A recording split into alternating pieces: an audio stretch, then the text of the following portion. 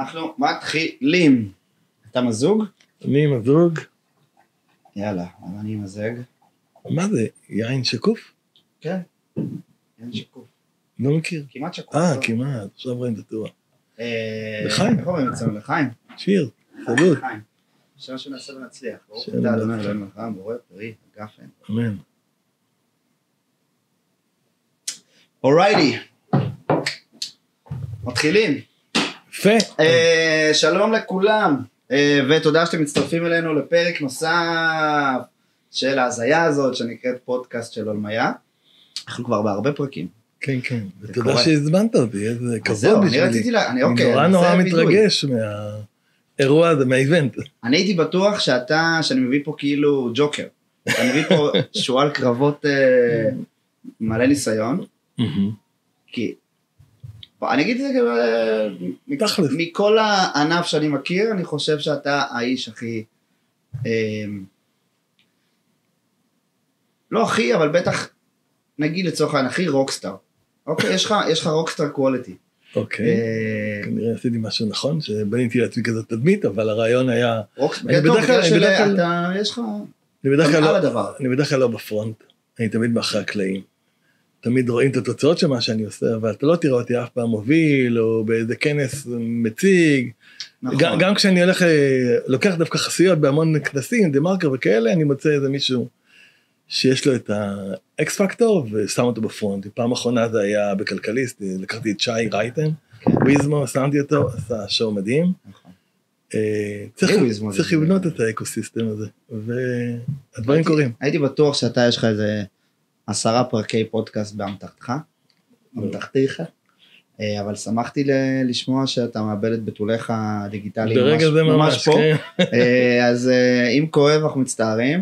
לא, יש פה וויסקי, זה אמור לעזור. וזהו, לחיים, מקווה שיעבור בשלום. יאללה. תודה שבאת. תודה שהזמנת. טוב, אז מה נגיד על יוסי אביט? טוב, אולי, אז עשינו הקדמה כזאת קצרצרה של... שאתה כבר פה איזה דקה 2 בסביבה. טוב, אולי באמת אתה טוב על התיקון הזה, כי אני כזה בראש שלי, כולם מכירים אותך.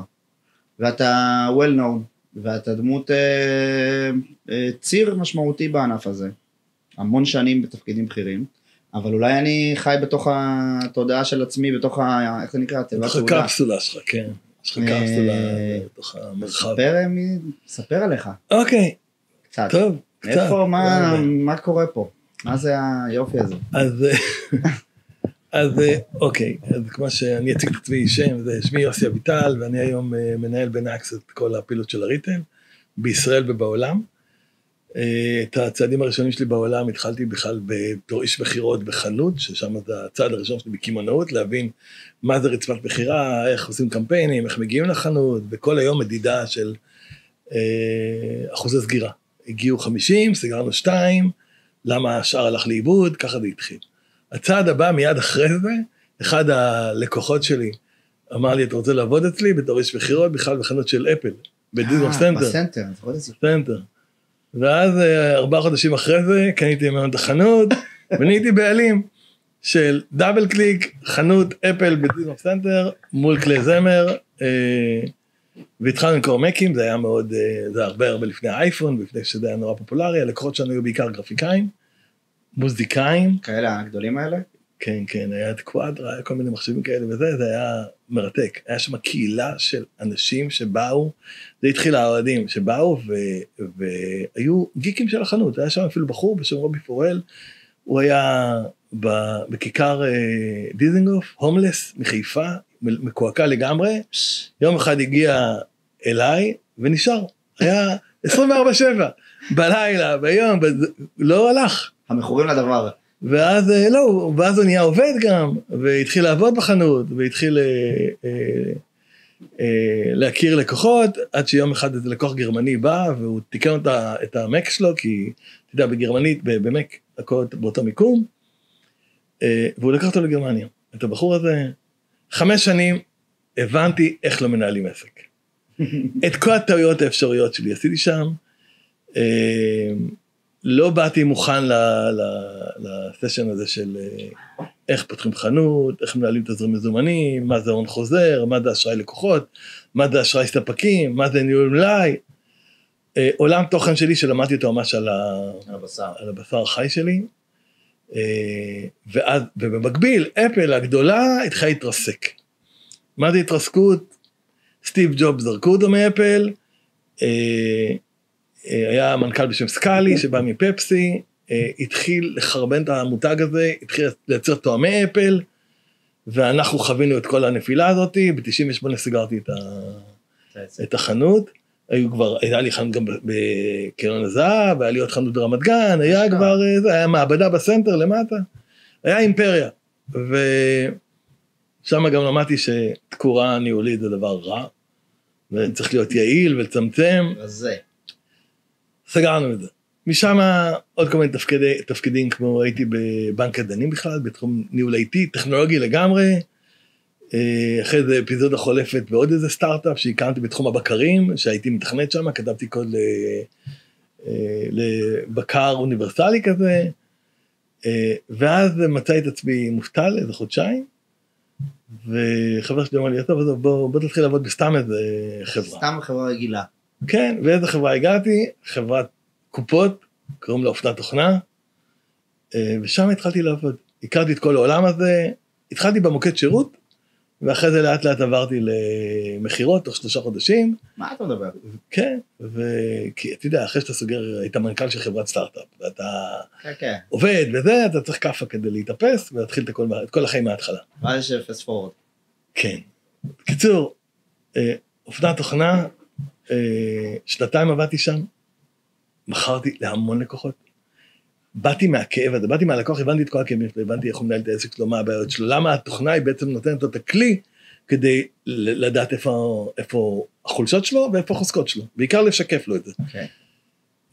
אחרי 2 הוא פיטר אותי, זה היה מצחיק נורא, היה כל התהליך שם של חוסר אמון בין בעלים לבין עובד חזק.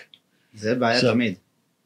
לגמרי, למה? כי אם היה משכיל, היה או עושה לי buy in, בוא תהיה שותף, הוא לא השכיל לעשות את זה, הוא אשר יגורתי בא לי, פחד נורא. מה הוא עשה אחרי שבידר אותי? כמו גאון, הדור, שלח מכתב למתחר הכי גדול שלנו, לגזית, אני יודע שיוסי הולך לבוא אצלכם, אני יכול להוציא צו מניעה. אני מקבל טלפון מגזית, בחור בשם שי דרכי, מה, אתה לא עובד כבר באופנת תוכנה? אני אומר, לא, אני בוא לפה. ככה הגעתי לגזית. זה, קוראים לזה אפקט פיגמליון. כן. נבואה שמגשימה את עצמה, כאילו. לגמרי. וזהו, ושם התחלתי עוד פעם בקופות, כבר כל הלקוחות של אופנת תוכנה לא יכולתי לגעת בהם, 2 היה צינון מוחלט, התחלתי מההתחלה עוד פעם. לקוח, דור טו דור, בעיקר הייתי הולך לרחוב מרקולת, בכפר גלעדי, דרום תל אביב, זה ההתחלה של היצרני אופנה, ששם אתה רק מתחיל, אתה סיטונאי, ואתה רוצה את החנות הראשונה שלך. ושם אתה צריך לתפוס את הלקוח, ולגדול איתו. כל הלקוחות הגדולים שלי התחילו, אם זה מניה ג'ינס, שהתחלנו איתו ב2 חנויות, ופתאום נהיה 80, 100 חנויות, אימפריה. לקוח היינו מזה. ואז משם צמחתי מלמטה, ראיתי את הכאב של אנשים באים חלום, פותחים את החנות הראשונה, מוצאים את כל הכסף שלהם, ואחרי שנה, או אחרי 3 שנים סוגרים, והם כאובים ואיבדו, ואני זוכר את החוויה שלי, כשאני סגרתי את החנויות שלי, את החלום בשברו, וכשאתה בא ואתה מלווה את הלקוחות האלה, אתה כאילו בא מתוך איזו שליחות, לראות איך אני עוזר להם להימנע מהבורות האלה. ודרך אגב זה הטיקט שלי, בגלל זה צריך למכור. כי כשבאתי אליהם, ואני אומר לו, איך אתה מתקבל את העובדים שלך? איך אתה מביא את הסחורה שלך? יבוא מקומי, הספקה מקומית, יבוא מבחוץ. קודם כל הוא הרגיש שמישהו מחזיק לו את היד בליווי. חצי מנטור כאילו. זה היה סוג של ייעוץ עסקי. כל השאלות האלה, כשאתה שואל את השאלות האלה, זה בטוח שהתוכנה שאתה מביא לו, מכילה את הכל. היא גם עונה על זה. כן, אבל זה לא בדיוק ככה, אבל אתה מלווה אותם. זה נכון. וזהו, ואז גזית, צמחתי שמה, קודם כל גם באופנת תוכנה למדתי המון דברים. גזית, עשו פה את אחת המהפכות הגדולות בשוק. כן. היה שם את רוני אתון, שהוא הבעלים, הוא סוג של מנטור בשבילי, עד היום אני נפגש איתו,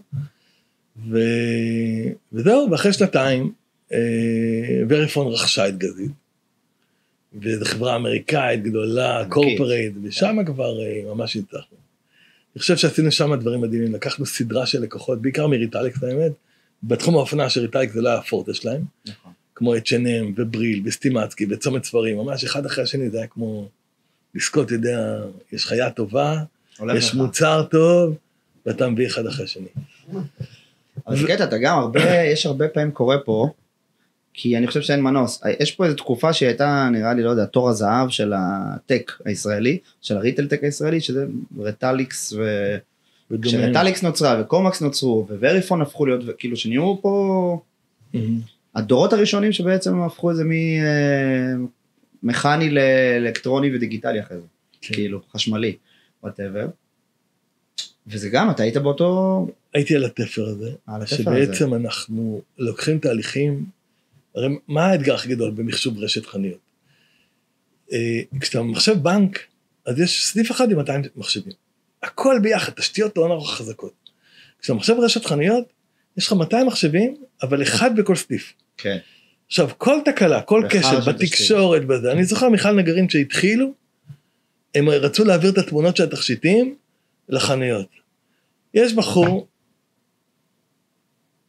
אני לא זוכר אותה, הוא היום עובד בפוקס, הוא יהרוג אותי. הוא היה מסתובב עם דיסקים, לוקח את האופנה שלו עם דיסקים, נוסע חנות ומתאים את התמונות, כדי שכשיתעלה בקופה את התוכנה, אז היא תראה את התמונה של התכשיט או של הבגד, ויראו את זה. אז באמת, טוב, אני צריך רגע להשלים את הסייקל עד למנואלו. ואז עשיתי תפקיד מדהים בווריפון. שמנהל מחירות? בהתחלה מנהל מחירות, סמנכ"ל מחירות, ואחרי זה מנכ"ל החטיבה הקמעונאית. ושם בעצם הבאנו את החטיבה הקמעונאית למקום הכי טוב שיכולה להיות. ובווריפון קרו כמה תהפוכות בקורפרייט. כן. היה מנכ"ל, ואחרי זה עוד מנכ"ל התחלף, ומשהו שם הלך לאיבוד, מאז שדלק ברג'רון, שהוא היה המנכ"ל האגדי של וריפון, פרש, החברה איבדה את דרכה, ואז מתישהו השתלטו עליה השתלטות עוינת, קרן השקעות פרטית בשם פרנסיסקו פרטנר, שרכשה את וריפון, והייתה בטוחה שתוך 3 שנים היא מוכרת אותה, לדעתי עברו 10 שנים מעט, והיא לא מכרה את זה, וכשקרן השקעות פרטית קונה אותך, לפעמים זה עושה לך טוב, כמו יובל מפורטיסטים או לפריוריטי, ולפעמים זה עושה לך רע, כמו שהם עשו לווריפון. צריך להגיד שברוב המקרים לדעתי, אם נהיה מגמתיים, זה לוקח את הנשמה קצת. ברור, קודם כל היא עושה שעות לכסף. אני שמתי $2.6 מיליארד, איך אני מכסה את ההשקעה שלי מיד? קודם כל. אז קודם כל צמצם הוצאות. וריפון לא השקיעו כלום ברוד בעתיד וזה. כשאני הרגשתי שזה לא הולך לשום מקום, התחלתי, זה התחיל נורא משעמם. ואז חיפשתי מה לעשות, הייתי משועמם, הלכתי למוטי מקומקס לראות אפשר לעשות משהו ביחד, הלכתי כל מיני דברים, חיפשתי, ונייקס זה חברה שלא הכרתי אותה בכלל. ובמקרה, כשדיברתי עם מוטי, בוא נחפש פיימנט לאנדרואיד וזה, אז חיפשנו את חברה בשם מודולריטי שעשתה את זה. אני זוכר בדיוק שהיית אז בתפר הזה. כן, ואז נכון, שם גם אתה היית חלק מהדילמות שלי, ובוא נדבר ובוא נעשה מה אפשר לעשות.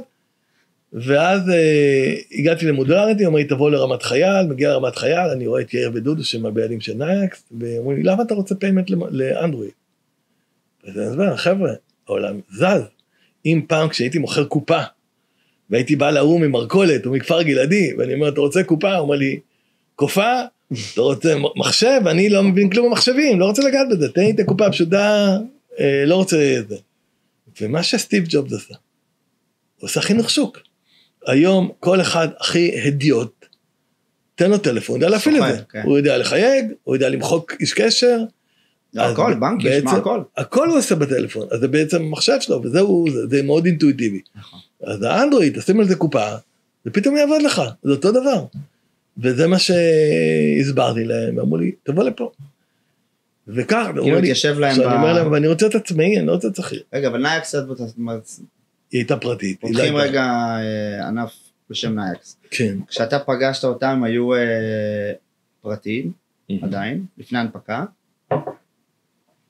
והבינו שהם רוצים ללכת לכיוון של פול סטק קופה? לא. נאקס, ה-core ביזנס שלה זה payment. כן. הם card present payment solution בכל העולם. כן. 70 מדינות, זה אותה קופסה, בדיוק. הקופסה הצהובה. קופסה הצהובה במכונות שתייה, בחניונים, במשחקים של ילדים, פעם היינו שמים 0.5 שקל או 5 שקלים, היום אין מטבעות בכיס, משלמים. הכי מצחיק שלפני שהתחלתי בנאקס, נסעתי לטיול בסקוטלנד, לשתות קצת וויסקי, לראות זה. מגיע לטליסקר, מסקקה בהיילנד בסקוטלנד, יש שם שירותים, נאקס, 1 פאונד כדי להיכנס לעשות ביבי. מצמיד את ה... זה מטורף לגמרי, איפה הם נמצאים. אף אחד לא יודע, או לא מכיר את העוצמה של נאקס, עד שהוא שם לב לקופסה הצהובה הזאת, ואז פתאום הוא רואה את זה בכל העולם. נכון. באוסטרליה, ביפן. אז אתה נהיה מעריץ.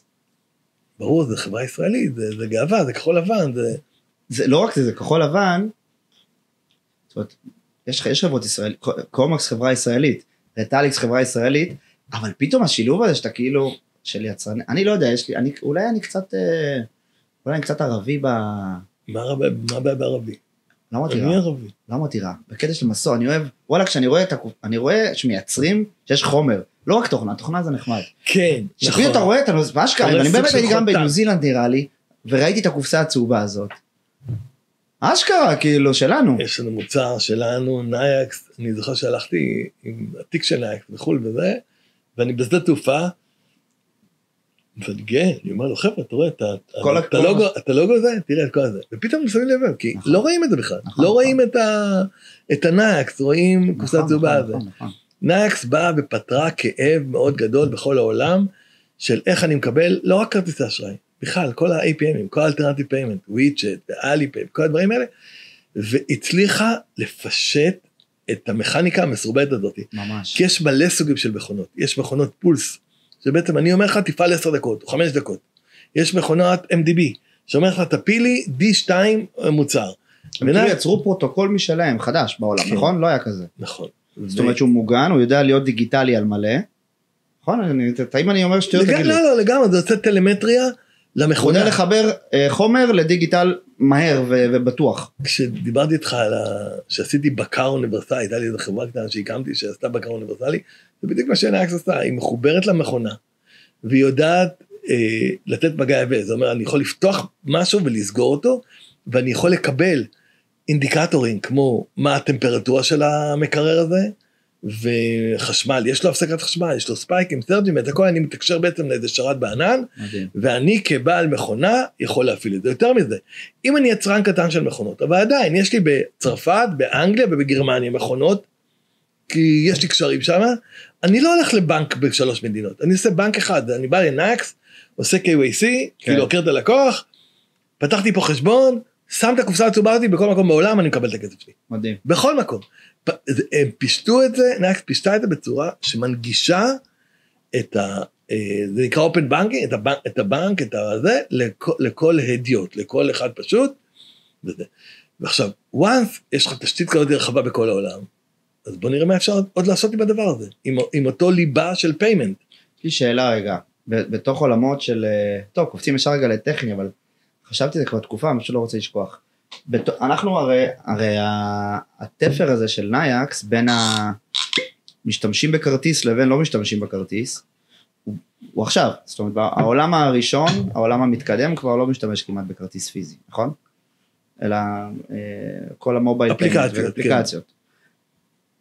איך מנצחים את זה שמחר לא יהיה QR קוד? להפך, אתה רוצה זה. אתה לא, מה שנאקס עשתה, קודם כל זה היברידי.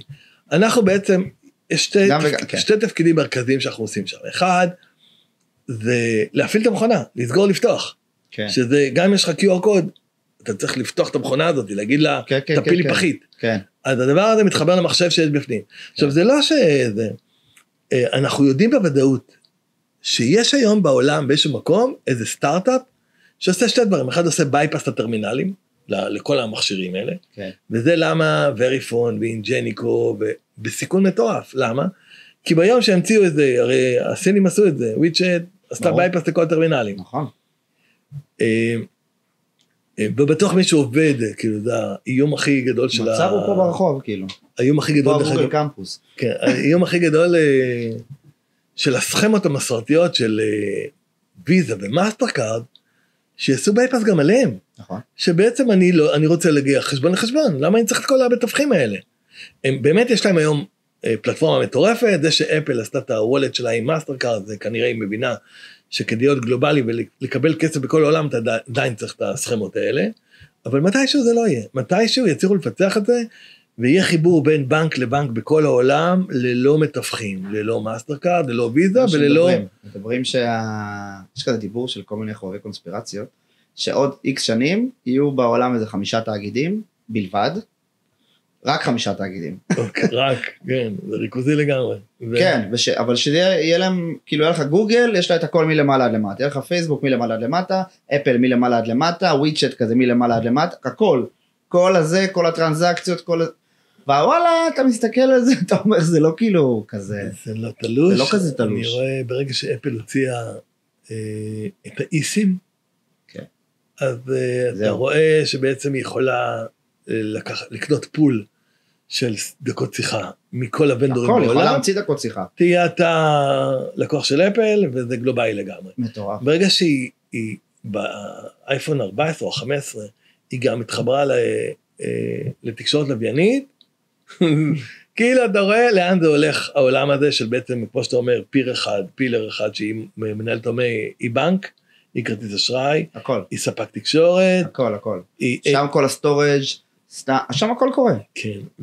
כל התמונות, הכל. יפה. ועכשיו כשה-AI נכנס לתמונה, וה-AI זה אחד המהפכות שהכי מטרידות אותי, לטוב ולרע דרך אגב, הכי מטרידות אותי, כי אני כל היום חושב, איך אני משלב את זה בכל מוצר שיוצא אצלנו, וזה לא מובן מאליו. אחד הדברים, היינו בתערוכה בגרמניה, אני חושב שהיישום, בא אליי איזה מרצה באוניברסיטה פולני, מגיע אלינו לבוד, ואני, אתם היישום AI הכי פרקטי שיש פה, בכל התערוכה. זה גאווה בשבילי, כי... למה, מה הוא ראה שם? עשינו משהו נורא פשוט. היום בית קפה קטן, רוצה קיוסק, או זה, והוא רוצה... זה מקדונלדס וייב. כן, עכשיו הוא צריך לצלם את המנות שלו. צריך להכין את כל המנות שלו. הוא צריך לצלם אותם, צריך לעשות את זה קרופ, עם תאורה, ואחרי זה להעלות את זה, גם לאתר, וגם לקיוסק שלו, וגם, תדע כמה זה לוקח, וכמה זה עולה, זה עולה לו כמה אלפי שקלים, וזה לוקח כמה ימים. טוב. באנו, עשינו מיד ג'רני, לכל התפריט שלו. עכשיו, הכנו פרומפטים מוכנים, צילום מהצד, כוס שקופה, צילום מלמעלה, תאורה, עשינו פרומפטים, אתה לוחץ, פחות משעה יש לך את כל התפריט שלך. עכשיו, הוא לא מדויק. אתה רואה סלט קפרזה, זה לא כמו שהשף מכין. כן. אבל אתה בא לשף ואומר, קודם כל אתה יכול טיפה לשנות, אתה בא לשף, אתה אומר, אני רוצה כזה סלט קפרזה שתכין לי. הוא יכין לך דומה. הוא יכין לך דומה, אתה רושם התמונה להמחשה בלבד, ויש לך תפריט. ועשינו את זה, והראינו להם את זה, את כל התפריט הדיגיטלי. הוא ישר אומר לי, אני רואה שזה AI. אמרתי, נכון, זה הרעיון. הוא אומר לי, זה גאוני הדבר הזה, כי עסק קטן, מחוללת את התפריט הזה, וזה עובד לו. אתה יודע משהו, אתה אומר משהו, מה זה יפה? בלי קשר לזה, אבל AI, יש משהו ב-AI שהוא יפה. מה זה, תגדיר יפה. בדיוק, הרבה אומרים מה זה יפה, מה זה דבר הזה, מה זה המילה יפה? הרי טעם וזה, נכון, כאלה. אז אומרים שאיכשהו יש סימטריה אסימטרית, יש כזה דיבור כזה, שאומרים שהדברים, שיש להם איזה משהו שהוא מסודר, אבל הוא לא מושלם, ואז הוא יפה, אז דבר יפה. אבל שנה, הקבלה מדברת על זה גם יפה, זה שכל הקו האמצעי, זה נקרא תפארת, זה פאר כאילו, איך הוא יפה, זה כאילו, אתה רואה שיש לו איזה משהו, הוא לא אותו דבר, הוא לא מושלם, הוא לא כזה טייט, ואז הקלקול נהיה יפה, הקלקול בתוך הסימטריה. לא משנה, אבל אני חשבתי שאף אחד לא ירצה את התוצרים של AI, כי רואים שהם AI, בפועל יש בהם משהו מהפנט, יש בהם משהו שאנשים כאילו נדלקים מזה. אנשים אוהבים את זה. אנשים אוהבים את זה, ואנחנו גם עושים זה, נגיד לשומר מסך, בזמן שאתה... אז פעם היית צריך סטודיו צילומים בזה. אתה אומר לו, אתה יוצר לי גיף של שליח, של המותג שלי, אני עשיתי את זה, שליח של נייקס, שהוא בא עם הפיצה שלו, וזה. הוא מייצר על זה גיף. ההזדהות עם המותג, עם הלוגו, בוא נלך את זה וזה, תקשיב, אתה כבעל מותג, אתה אוהב את זה, מדהים. אתה מתחבר לזה, כשאנחנו עושים מצגות, לפעמים לקוחות באים לראות הם באים אלינו, למצגת, 5 דקות, לא 5 דקות, כמה שעות לפני שבאים, עשינו להם ב-AI זה, הוא מגיע, הוא רואה את המותג שלו, הוא כבר מדמיין את זה אצלו בחנות, הוא רואה את זה אצלו בעסק, זה סוגר את העסקה. שזה נהיה, שזה מתגשם כאילו, כשאתה רואה את הדברים מתגשמים, זה פסיכי, בשלב הזה. אז חיברנו AI כרגע בשלב הזה, לשתי העולמות האלה, שזה תמונות ועזרה, help. ואתם רוצים, זאת אומרת, זה כלי, אתם משתמשים ב-AI, זה מבחינתכם לעשות מרקטינג לעצמכם, או שאתם רואים את זה כסרוויס? לא, אנחנו עושים את זה בעיקר, כל ההדרכות שמשתמשים בזה, זה נורא סיזיפי, וברגע שחיברנו AI לעזרה, על המוצר, אז מה שהוא עשה יפה, זה הוא שילב לי את עולם התוכן שלי, ואת עולם התוכן החיצוני. לדוגמה, אני חברתי את הלוקת הטבלאות של המבצעים אצלנו, והוא שואל, הוא מבקש help. כן. ואז הוא מסביר לו, אתה יכול לעשות קנה קבל, אתה קונה את זה. ואז הוא אומר לו, מה? כאילו יש לו עוד עזרה, אז הוא אומר לו מבצעים, ואז הוא הולך לאינטרנט, ואומר לו, מה זה מבצעים? מבצעים זה כלי לקידום מחירות, וזה, הוא מסביר לו מגוגל בכלל, מחפש את זה, הוא נותן לו את זה, ואז יש לו 2 שכבות של מידע, אחד השכבה כללית, מה זה, ושכבה שנייה, זה אצלי איך זה עובד. אשכרה. עכשיו, העולם, אנחנו כל הזמן, אני למשל, אותי זה נורא מרתק, ואני כל הזמן אומר להם, חבר'ה, עד היום בנינו תוכנות מחשב, שמחנכים אותי איך לעבוד עם המחשב.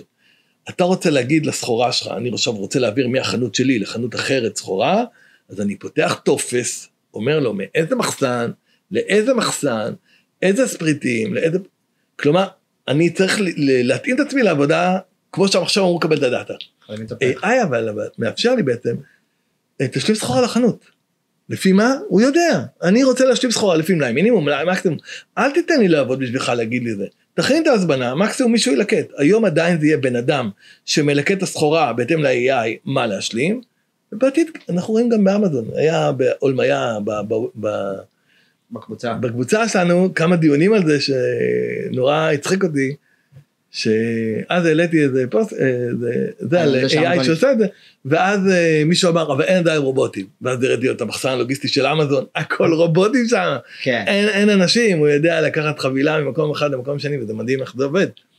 אז ייקח זמן שהדבר הזה יונגש מבחינת התמחיר לכימונאים קטנים, אבל בסוף, באמת, כל השלמות סחורה, זה רובוטים יעשו את זה, המחסנים ייבנו ככה שזה יהיה רובוטים, וגם היום ראינו את הדיון בקשר לגרוסרי, גרוסרי זה טיפה שונה, זה הרבה יותר מאתגר, אבל כל מה שקשור לאופנה, שזה הכל מדוד, הרבה יותר קל לעשות את זה, נכון. וגם אם זה חצי כוח, זה חוסך המון, אני רואה היום המון חלקים של תוכנות של AI שבאות לבד, למשל יש חברה שנקראת באפר, שמה שהיא עושה השלמת סחורה לחנויות, יש עוד איזה. יש כמה כאלה. הם לא מחוברים לכלום, הוא בא לתוכנה עצמאית, תביא לו את הדאטה של המחירות, תביא את הדאטה של המחירות שלה, ואז אני אגיד לך מה רמות המלאי שצריך להיות לך. רמות המלאי שאתה מחזיק בחנות, במחסן האחורי של החנות, ובכלל. ואז הוא יודע לייעל לך, או להוריד לך עלויות דרמטית, והיום כולם צריכים את זה. אז עכשיו עוד פעם, זה תלאי על תלאי, אבל זה הולך לקראת, א', הדיאלוג ביני לבין המחשב, זה תודיע לי כשרמות המלאי יורדות מתחת. כן, בוא תלמד אותי ולא אני אלמד אותך. בדיוק. ואני אדבר איתו גם אינטואיטיבית. תעביר לי סחורה. אני לא צריך להגיד לפתוח תעודה. תעביר לי סחורה לחנות. טוב, יש לי פה איזה 17 דברים שאני רוצה לדבר בעקבות זה. אבל אני רוצה רגע, לפני שאני מדבר, שאני לא אשכח. ודיברנו רק על דבר אחד, לא דיברנו על מועדון לקוחות, לא דיברנו על מבצעים, לא דיברנו על הרבה לא, אני רוצה מבחינתי, ה-AI הוא שיחה ממש מגניבה ומעניינת, וגם פה אני רואה כאילו את השני תרחישים, יש את התרחיש הראשון, יש את התרחיש שדיברנו עליו מקודם, של יהיו 5 פילרים כאלה שהם תאגידי עולם, שהם מאפשרים לך להיות יזם ברמת המיקרו, זאת אומרת שאתה בתור כימונאי בכלל לא יהיה לך יתרון להיות אנטרפרייז. נכון. כי היום אתה whatever, בין שופרסל, האנטרפרייז הישראלי, whatever, כאילו שזה, אבל נגיד סתם להביא, כאילו שאנשים שלא מבינים מה זה אנטרפרייז, יבינו מה זה אנטרפרייז, יש לך שופרסל. לא, כי שופרסל זה דג וקק. SMB בעולם, אבל כן. בישראל זה באמת טיר 1. כן, טיר 1 אבל הוא גם יודע להתנהג יחסית כמו טיר 1, זאת אומרת, יש לו את כל הרכיבים, הוא מחובר לרגולטור, וזה, הוא כאילו מאוד... בוא נראה מה עכשיו יקרה. מה יקרה עם החבר'ה החדשים, אני נכון, מאחל להם שזה, כי אני, ממה שאני למדתי אותם, לא הכרתי אותם. איך אמר לי היום, דיברתי בדיוק עם אמיר אביד, שעובד איתנו בנאקס, הוא אומר לי, הייתי איתו בפגישה, אני באמצע מכירה, הגיעו טוטים חדשים, ההוא לוקח את הקרות, הבעלים של החברה, טוטים חדשים, עכשיו במבצע, יפה, קודם כל אני רספקט, כי באדם מחובר לעסק שלו ובדיטל, זה כל הכבוד לו. זה מעבר לדיטל, שמע, אני חושב יצא לי לשבת אולי עם כל הכימונאים בישראל, עם הרוב גם לעשות ביזנס כזה או אחר, איתם זה המשא ומתן הכי קשה שהיה לי אולי, מכולם. וגם אני חושב שהוצאים ממני את העסקה הכי טובה מכולם. יש שם איזה שילוב מאוד מאוד טוב, של אגרסיביות מטורפת ורקות מטורפת, בבת אחת למעוך אותך ולנשק אותך. באמת, יש שם איזה שילוב כזה של להחזיק קצוות. הדוגמה הכי טובה זה מה שהם עשו עכשיו. זה שהם הורידו את המותג הפרטי שלהם, של שופרסל, זה רק מראה כמה הם רוצים לעבוד עם הספקים המקומיים. זה מדהים. עם היבואנים המקומיים. זה מדהים, זה מהלך מטורף. ולהגיד, חבר'ה, אני רוצה ממך את המחיר הכי זול. אל תשלח לי לעשות שיעורי בית ולחפש איזה פסטה או איזה קפה ולייצר מותג שלי, ואז יש לי כל... לא, עזוב, תוריד את זה ממני. אני יודע להשיג את המחירים הטובים מהחברים שלי, מאלה שאני רגיל לבוא איתם שנים. ותדע לך שמה שהוא עשה, הדבר הראשון, ואני מאוד מעריך את זה, כי גם אני כשהגעתי לנאקס, הוא ניקה את כל הסחר שם. כשאני הגעתי לנאקס, הגיעו איתי השותפים שלי לעבודה. אוקיי, אורי סטגל, דודי שולי, כשאר הגיעו איתי לנאקס, זה המטבחון, הם קוראים את המחשבות, אנחנו יודעים לעבוד טוב ביחד. כן, הכל בעיניים. הוא גם עשה את זה, הם גם עשו את זה. קראתי איזה ספר פעם, ששאלו איזה בן אדם, שהוא היה הכי עשיר בארצות הברית, הוא עושה שם את כל המסיעות ברזל בארצות הברית וזה, ואמרו לו, אם אני אקח את כל הכסף שלך, אתה תוכל לעשות את זה עוד הפעם? אז הוא חשב לרגע, ואז הוא אמר, תשאיר לי את העובדים שלי, אני עושה את הכל עוד הפעם. מדהים. וזה מה שהם עושים. הם מביאים את החבר'ה שלהם, שהם יודעים לעבוד איתם, שהם מכירים את הראש שלהם, ואני בטוח שהם ינצחו, כי הם עבדו פעם ביחד, והם כמו איזו מכונה משומנת, ואתה רואה, כל האלה עוזבים, כל האלה ש... זה מדהים, זה כמו הברצלונה של קרויף.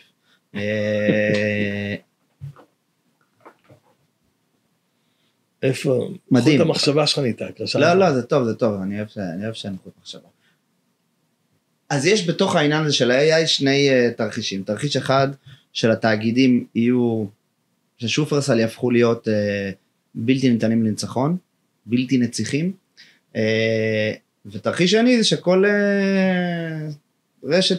כל צרכניה סופר מקומי, בזכות הכלים האלה שפתאום הופכים להיות כלים זמינים לכולם, הם לא צריכים להיות כאלה ענקיים, לא צריכים כוח חישוב כזה גדול, לא צריכים מטה של 200 איש. הם יכולים עם המידג'רני לעשות דברים, לצורך העניין. זה נורא מעניין, מה שאתה אומר. יש שתי קצוות, יש תנועת מלקחיים מאוד חזקה, שמצד אחד גוגל תהפוך להיות קימונאי, מצד שני אני ואתה יכולים להיות קימונאים. אני רואה מה שאמזון מנסה לעשות, אמזון השקיע מיליארדים על אמזון גו, עד שהסתגרה את זה. כן. ויש לה את היכולת לשרוף את כל המיליארדים האלה, הם קנו את הרשת סופרמרקטים של אול פוד, אני לא רואה את הקימונאים הקטנים נעלמים, אני לא רואה את זה כי תמיד, ואני אגיד אולי משהו שהוא לא כך פופולרי וזה, מי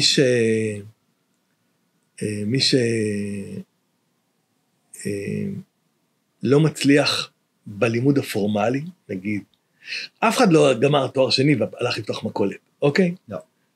בדרך כלל אלה שנפלטים בכיתה ח' בבית ספר, אומר, what the fuck, מה נלך לעשות? פתח פיצוצייה, נהיה אמפם.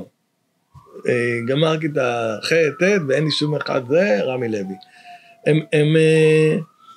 יש איזו חוכמת רחוב שהיא לא לומדים אותה באקדמיה. נכון. ויש שם את הדרייב הזה, ואז אתה רואה שכבה שלמה של אנשי עסקים. לא רק זה, גם מדברים על זה ש-AI גם הולך להעיף את האקדמיה, זאת אומרת, יש הרבה גם דיבורים על זה, אם מדברים רגע עכשיו מאוד למעלה, איזה מוזר זה ללכת לכיתה, לרכוש ידע, כל הידע נמצא לך נגיש.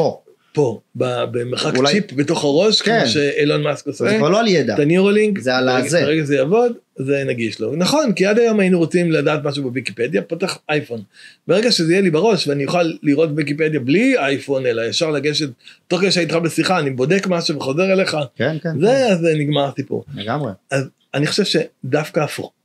זה תור הזהב של חוכמת הרחוב. אמן, וואי. כי אלה הלכו ולמדו בזה, ברגע שהמידע הזה נגיש לך, אתה לא צריך לשנן אותו ולהבין אותו, אלא זה. מה שתלמד אולי, זה יצירתיות, עד כמה שניתן ללמוד יצירתיות, איך לאתגר בעיה, תפסיק לשנן דברים, כל הטוקי הזה וזה, ואפילו שפות, אם שפה פעם הייתה מכשול, מה שהיה בדמו האחרון של ChatGPT 4o, שהיא מדבר איתו באיטלקית, מדבר איתו באנגלית, זה היה פשוט מדהים, היא אומרת לו, הוא אומר לו, כל מה שבאנגלית תתרגם באיטלקית, כל מה שבאיטלקית תתרגם באנגלית, ואז זה פלואנט, זה תוך שנייה. יש פאקינג דיליי של כמה שניות. לא, כבר לא כזה. לא, כאילו היא מדברת, ואז הוא מסביר לו מה היא אמרה, והוא מדבר, והוא מסביר מה אמרה, ואני מחכה ליום הזה שזה יהיה באוזנייה, שומע את זה סימולטנית. והיא מדברת, ואתה ישר מקבל את התרגום.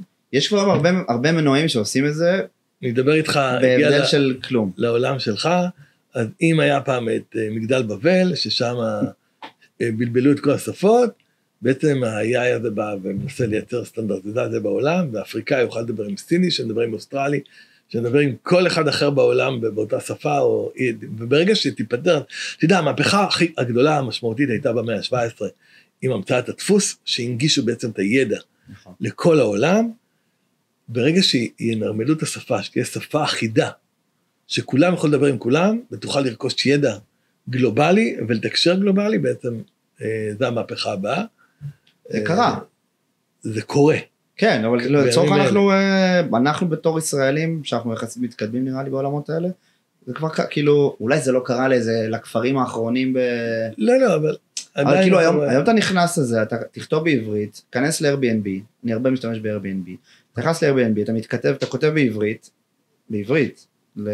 למישהו בספרד, והוא קורא את זה בספרדית. אבל עובד טוב, עובד חלק, on the spot, טק, טק, טק, טק, טק, מהר כזה, עובד טוב. זה מדהים, אני רואה שהיום אנחנו מגשרים על הפערים האלה של שפה, אבל עדיין, שפה זה אתגר אחד, כל הממשקי מכונה, אדם, זה אתגר שני שאני רואה היום את ה-AI הולך ופותר את זה, ומייצר תסריטים חדשים לגמרי, שלא צפינו אותם לפני 2-3.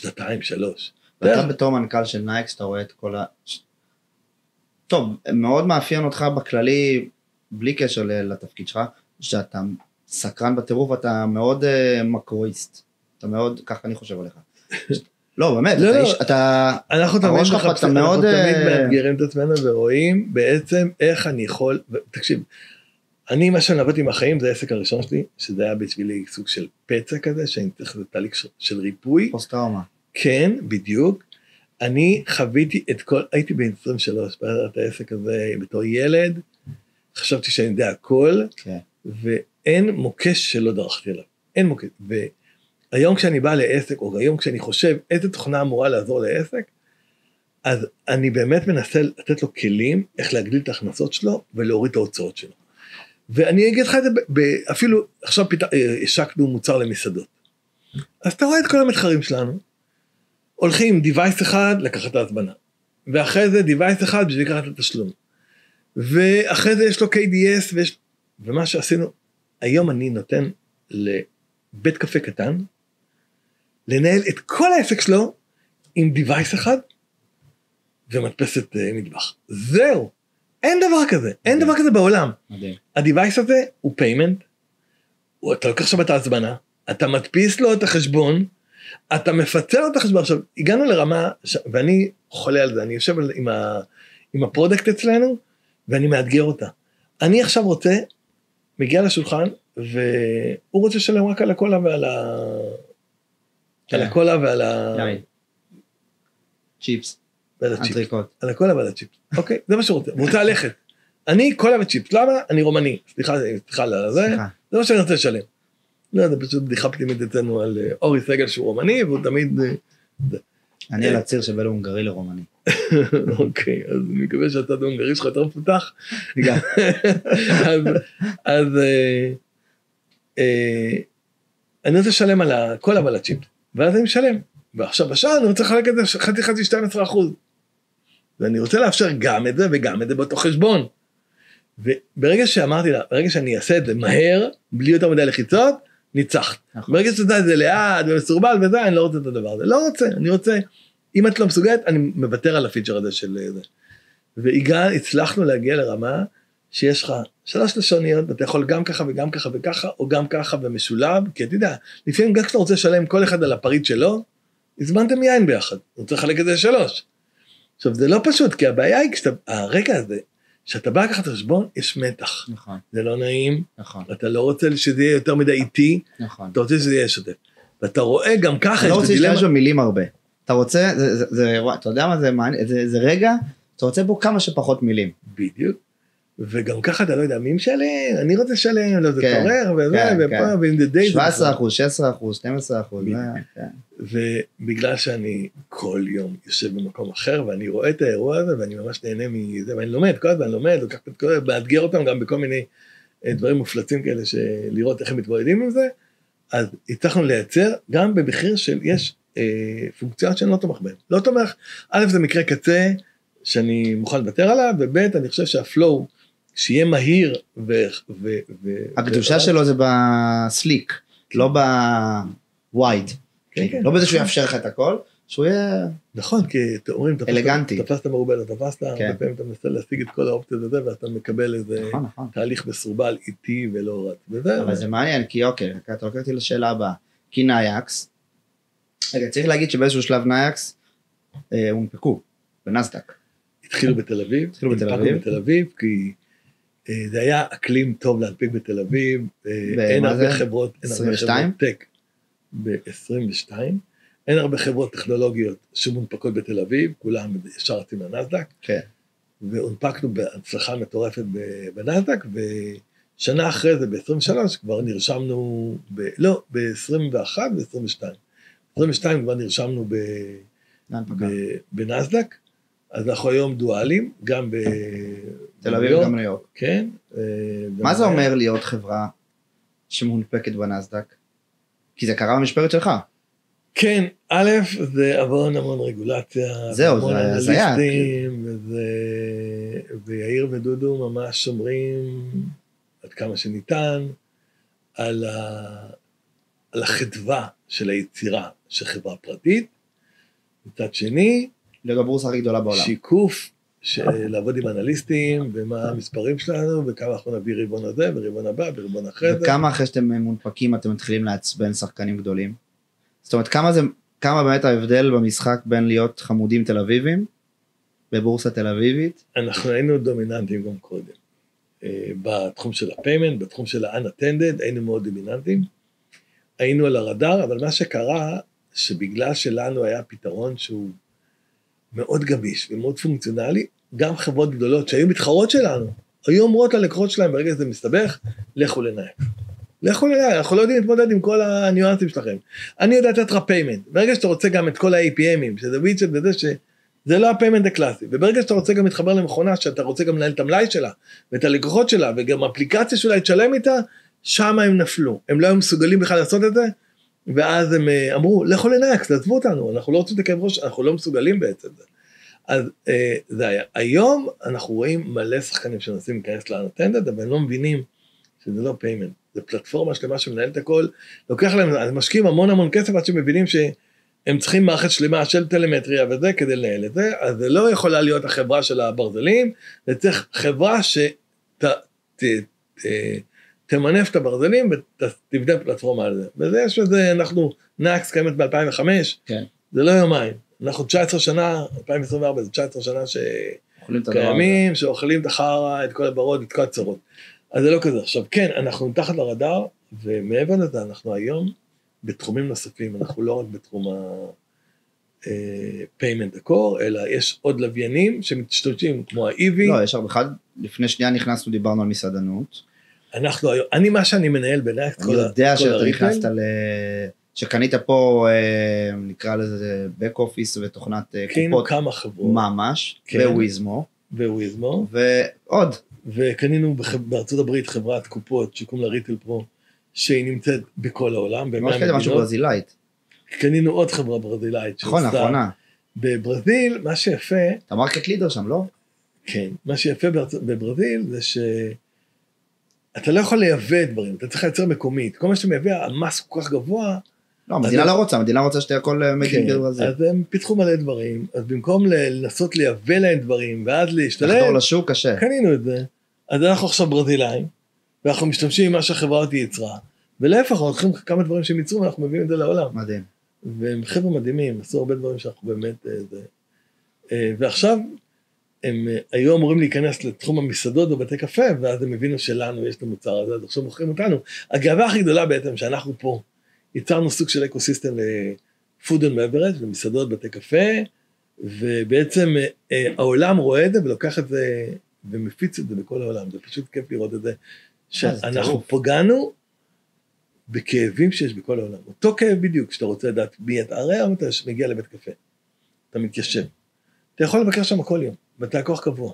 ועכשיו יש מלצרית חדשה, אומרת לך, אביב, שלום, אתה רוצה קפה? איזה קפה אתה רוצה? מההתחלה, אני רוצה חלש, רותח, קצב, בלי קצב. מה שהטכנולוגיה הזאת עושה, מה שהטכנולוגיה שלנו עושה, מאפשרת, מה הטלפון שלך? בהתחלה. זה, פק. הוא מזמין 4 פעמים בשבוע, ממוצע קנייה, לקוח VIP, לא אוהב פיטרוזיליה, ואוהב קפה בכל שקופה, וזה וזה. בלי קרח בוויסקי. זה, בלי קרח בוויסקי. אתה מרגיש אינגייג'מנט עם העסק, גם כשהמלצרי זה היום השני שלו שם. מדהים. אנחנו נמצאים בעולם מנוכר. פעם כשהיינו קטנים, כשאני הייתי קטן, הייתי הולך... את זה אתם מנתחים אגב? זה הופך להיות נתוני על? סתם אני אומר, זאת אומרת, סתם אני אהיה קלישאתיים. גברים בגיל העמידה אוהבים קפה בלי חלב? לא. עוד אין כזה... לא, אין לזה... כשאני אעבוד במועצת החלב, אולי זה יעניין אותי. אבל מה שאותי מעניין, זה אתה כבן אדם, כפרסונה, מה אתה אוהב. וכשאני אגיע לך לקחת הזמנה, אני רוצה לדעת לדבר איתך בשפה שלך. א', אני יודע שאתה VIP. ב', אני יודע שאתה וויסקי. לא יין, לא זה וויסקי. ואני יודע, בגלל שאתה קונה בתדירות גבוהה, אז אתה שולחן, איך אמרה מירי רגב, גולד, דיימונד, לאלומים מגיע צ'ייסרים, אוטומטית, בלי בכלל להתווכח איתך. אז למה? כי אתה קבוע פה. ואז ברגע שאתה תקבל צ'ייסרים כל פעם שאתה מגיע, אתה תגיע עוד יותר, ולא תלך למקום שאתה לא מקבל, שאתה לא דיימונד שם, ואתה לא מקבל צ'ייסרים. אני רוצה שהמקום, יש כאילו זיכרון למקום, זה היפנים מאמינים בזה שיש נשמה באבן, בכל דבר. אני גם מאמין בזה. אז אני רוצה שהמקום יזכור אותך. נכון, זה התוכנה, וזה המקום, כי זה התוכנה במקום הזה. אותה תוכנה נמצאת בבית קפה אחר, היא לא תזכור אותך, כי אתה לא בא לשם, לא זה. מעניין בטירוף. זה מה שאני רוצה, אני רוצה לתת לך את זה. כן, אנחנו כל הזמן חוקרים וחופרים, ומאתגרים את כולם, ומתאמתים, וגם משנים. הרבה פעמים אנחנו יוצאים איזה משהו, והבנו שלא פגענו, אולי היינו מדויקים. וזה מה שכיף, כי ישראל זה סוג של ארגז חול, אנחנו אמורים לשכפל את זה לעולם, להביא את הבשורה מישראל לעולם, אז גם הרבה פעמים אנחנו לא מדייקים, ואנחנו חוזרים לשולחן התכנונים, ומייצרים עוד איזה פיצ'ר, ואז חוזרים מאחור הרבה יותר מדויקים, והרבה יותר... כשאתה רואה נגיד לצורך העניין חברה, כשאתה מדבר על ה-food and bev, אז כאילו על חברה כמו טאביט, כזאת. אתה רואה אותה בתור כאילו... מתחרה, או כמישהו שהרים לך גל ואתה רוכב יחד איתה על הגל? לא, אני לא מתחרה בטאביט. טאביט עשו מוצר ממש יפה, אני ממש אוהב אותו. מהפכה. הלכו בעיקר להיי-אנד. הם פיתחו ופיתחו ופיתחו ופיתחו. אני זוכר גם כשהייתי בווריפון, הייתי מגיע אל לקוח, הייתי אומר, תקשיב אחי, יש 2 חלופות. אחד, שתגידי את כל החלומות שלך, אני אפתח לך 5 שנים, ואז אני בא אליך מוכן. נכון, השוק השתנה, אתה כבר רוצה משהו אחר.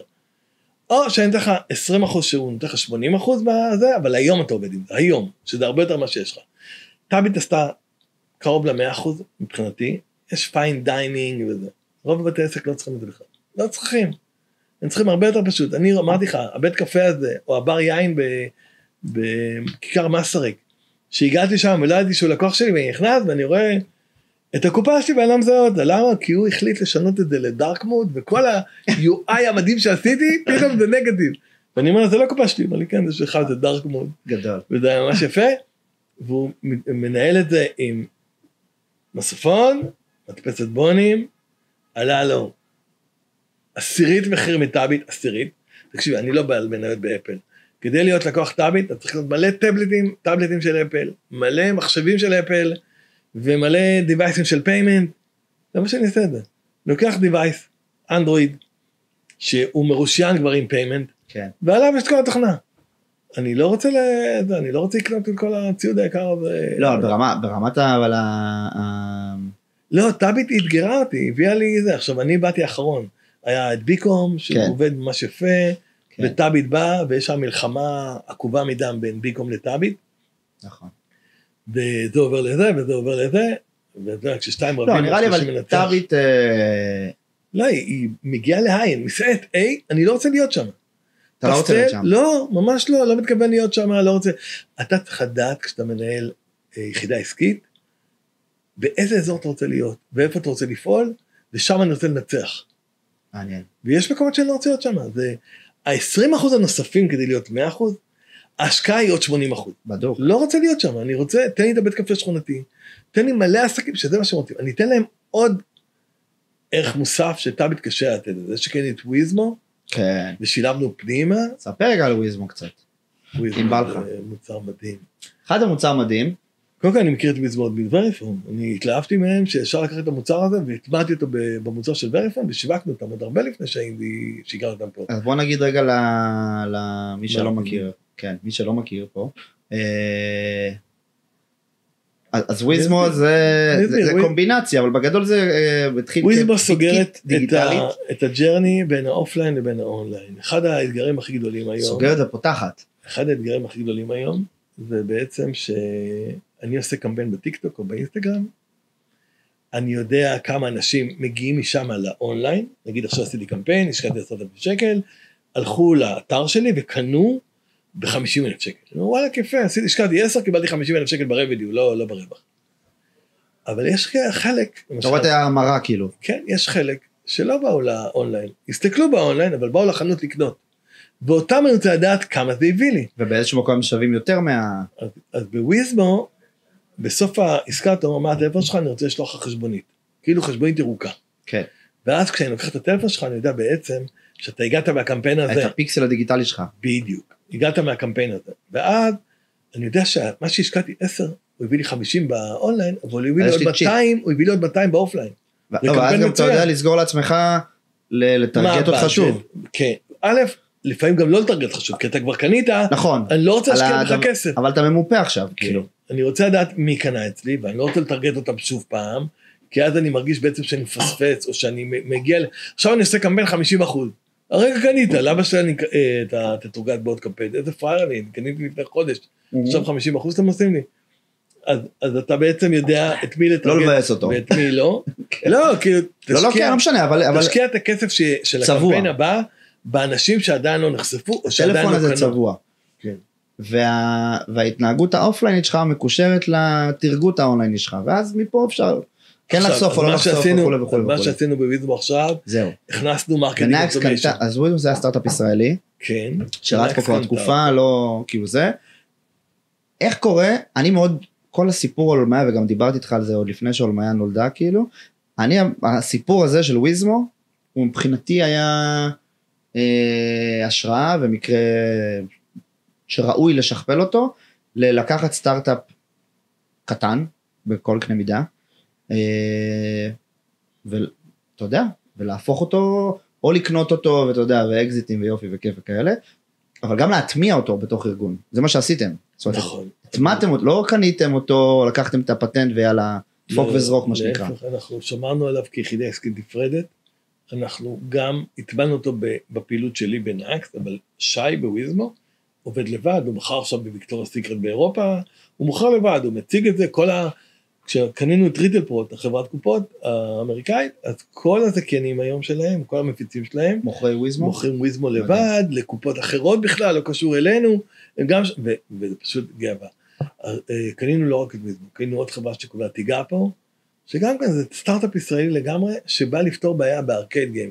בארצות הברית יש הרבה מאוד מתחמים של ארקייד גיים, של דונם, שאתה בדרך כלל לוקח קווטרים, שם במכונות, משחק כדורסל, משחק כל מיני משחקים, כשנגמר המטבעות, אתה יוצא מהמתחם.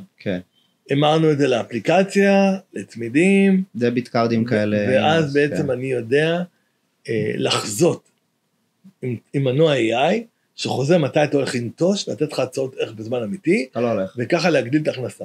לעשות לך, לאתגר אותך, החבר שלך, כי אני יודע מהחברים שלך, היה בדיוק במשחק הזה, והוציא 200,000 נקודות. אתה רוצה לשחק מולו? כדי להראות לו שניצחת אותו?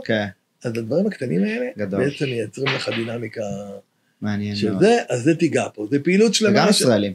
כן, פעילות שלמה שקנינו אותה, יש הרבה מתחמים שאנחנו מוכרים טיגאפו יחד עם נקסט ריטל, כפעילות של הקופה לנקניקייה ולפופקורן, והטיגאפו בזה, ואז אתה יכול להתאים אצלי את הכרטיסיות וכו'. יש עוד חברה שמדהימה שקוראים לה קוינברידג'. קוינברידג'? כן, שהיא מהפכה. היא לא ישראלית. היא חברה שנוסדה בנקס כסטארט-אפ, היא כן ישראלית, הכל נקס ישראלית, אנחנו קנינו אדוונסיט שהם לא ישראלים, קנינו את הברזילאים שהם לא ישראלים, אבל קוינברידג' זה חברה, זה פעילות ישראלית שקרה פה, שהיא בעצם הלכה לסכמות, למאסטרקארד, דיסקאברי, ויזה, ואמרה להם, כל עולם הנקודות של המועדון הלקוחות, לא עוברים דרך הסכמות שלכם, דרך מאסטרקארד וויזה. היום אתה קבל נקודות בדרימקארד של פוקס, או בלא יודע איפה, אתה הולך לפוקס ואתה ממש נקודות, 12 נקודות, 20 נקודות. עכשיו, מה שהם עשו, בעצם אנחנו יודעים היום, אחד החסמים הכי קשים בטכנולוגית, זה לקחת, אם אני רוצה להנפיק לך כרטיס אשראי, אני צריך לעשות לך KYC, ולדעת מי אתה, וזה נורא נורא קשה.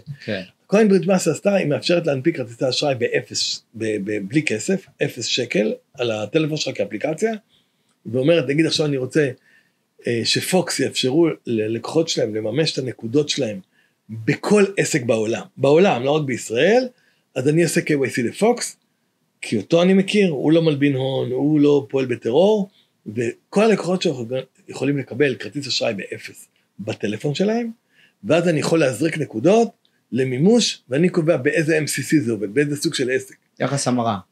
אני גם יחס המרה וגם סוג עסק. זאת אומרת, אני יכול לאפשר להגיד לפוקס, אני יכול להגיד לפוקס, פוקס יכולה להגיד ללקוחות שלה, חבר'ה, אתה יכול לקבל קפה חינם, באר קפה, בכל מקום בעולם, עם הנקודות שלנו של הדרימקארד.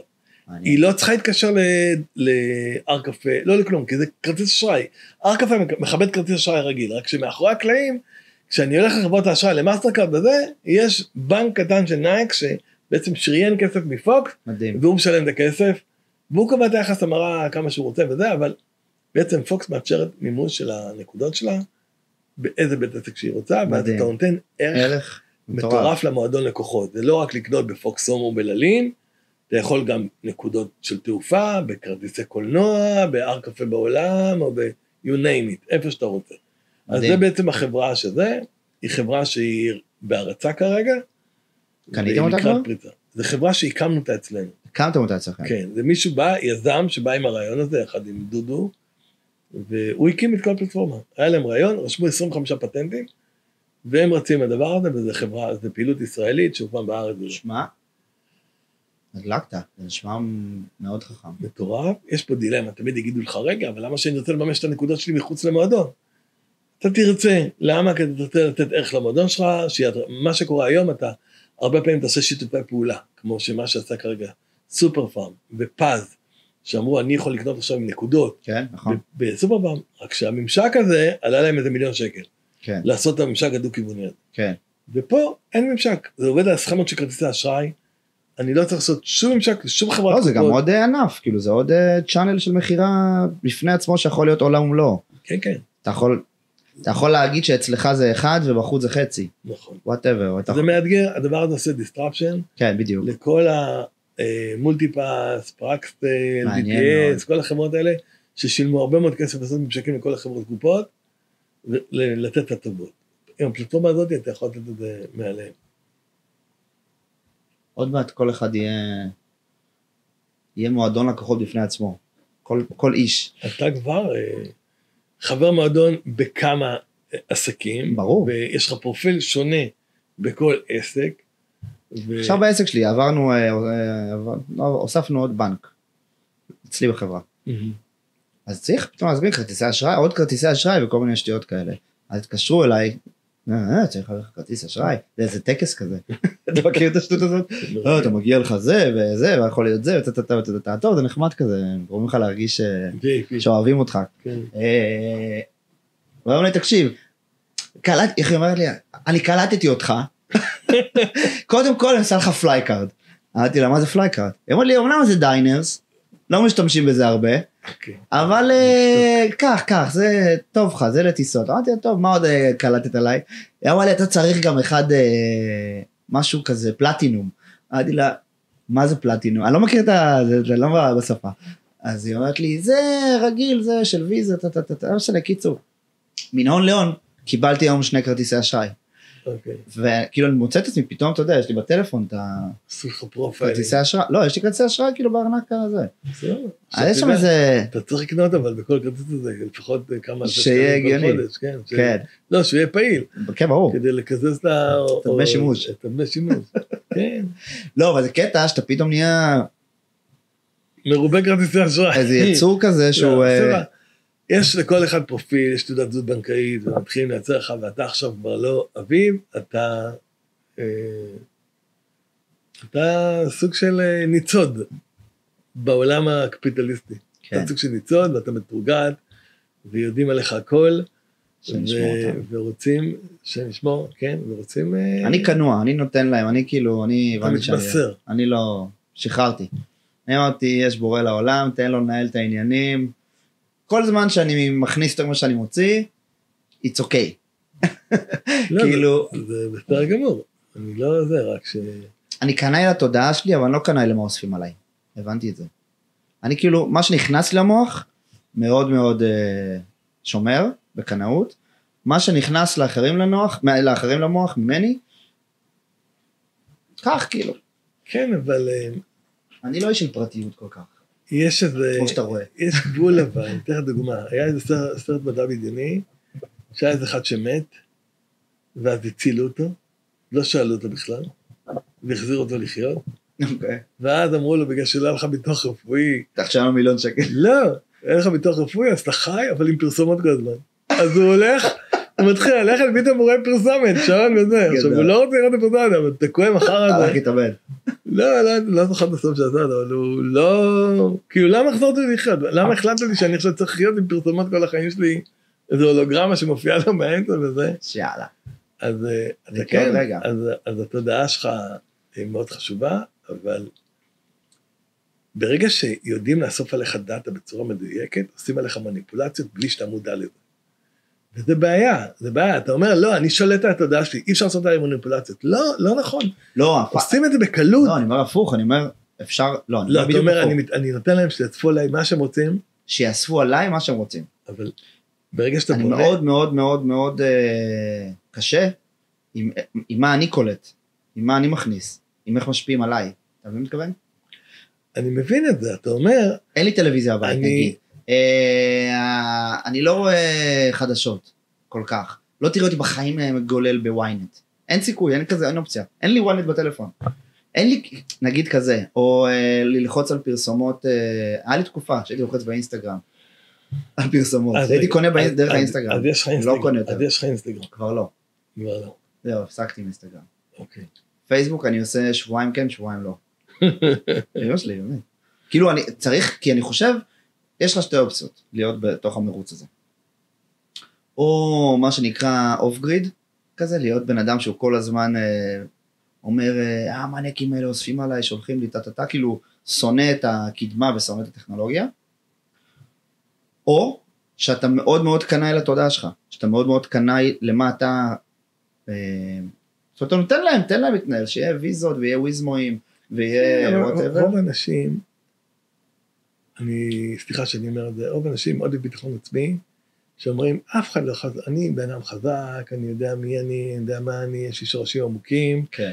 אף אחד לא יסתובב אותי ולא יהפוך אותי ולא יודע. כן. וזה קצת נאיבי להגיד את זה, כי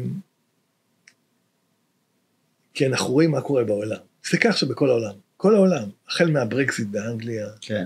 ומה שקורה בארצות הברית, מה שקורה בישראל, מאז שהרשתות החברתיות קמו, נוצר בעולם כיתוב מטורף. כיתוב מטורף. אתה חושב? יש רוע שצמח עם פעם.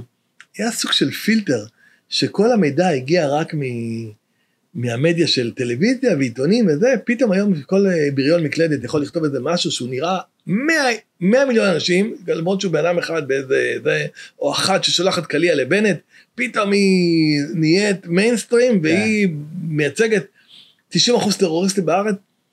זה התחיל בגלל כל הרשתות החברתיות האלה, שעושים לכל, לאנשים הכי קיצוניים בעולם, במה.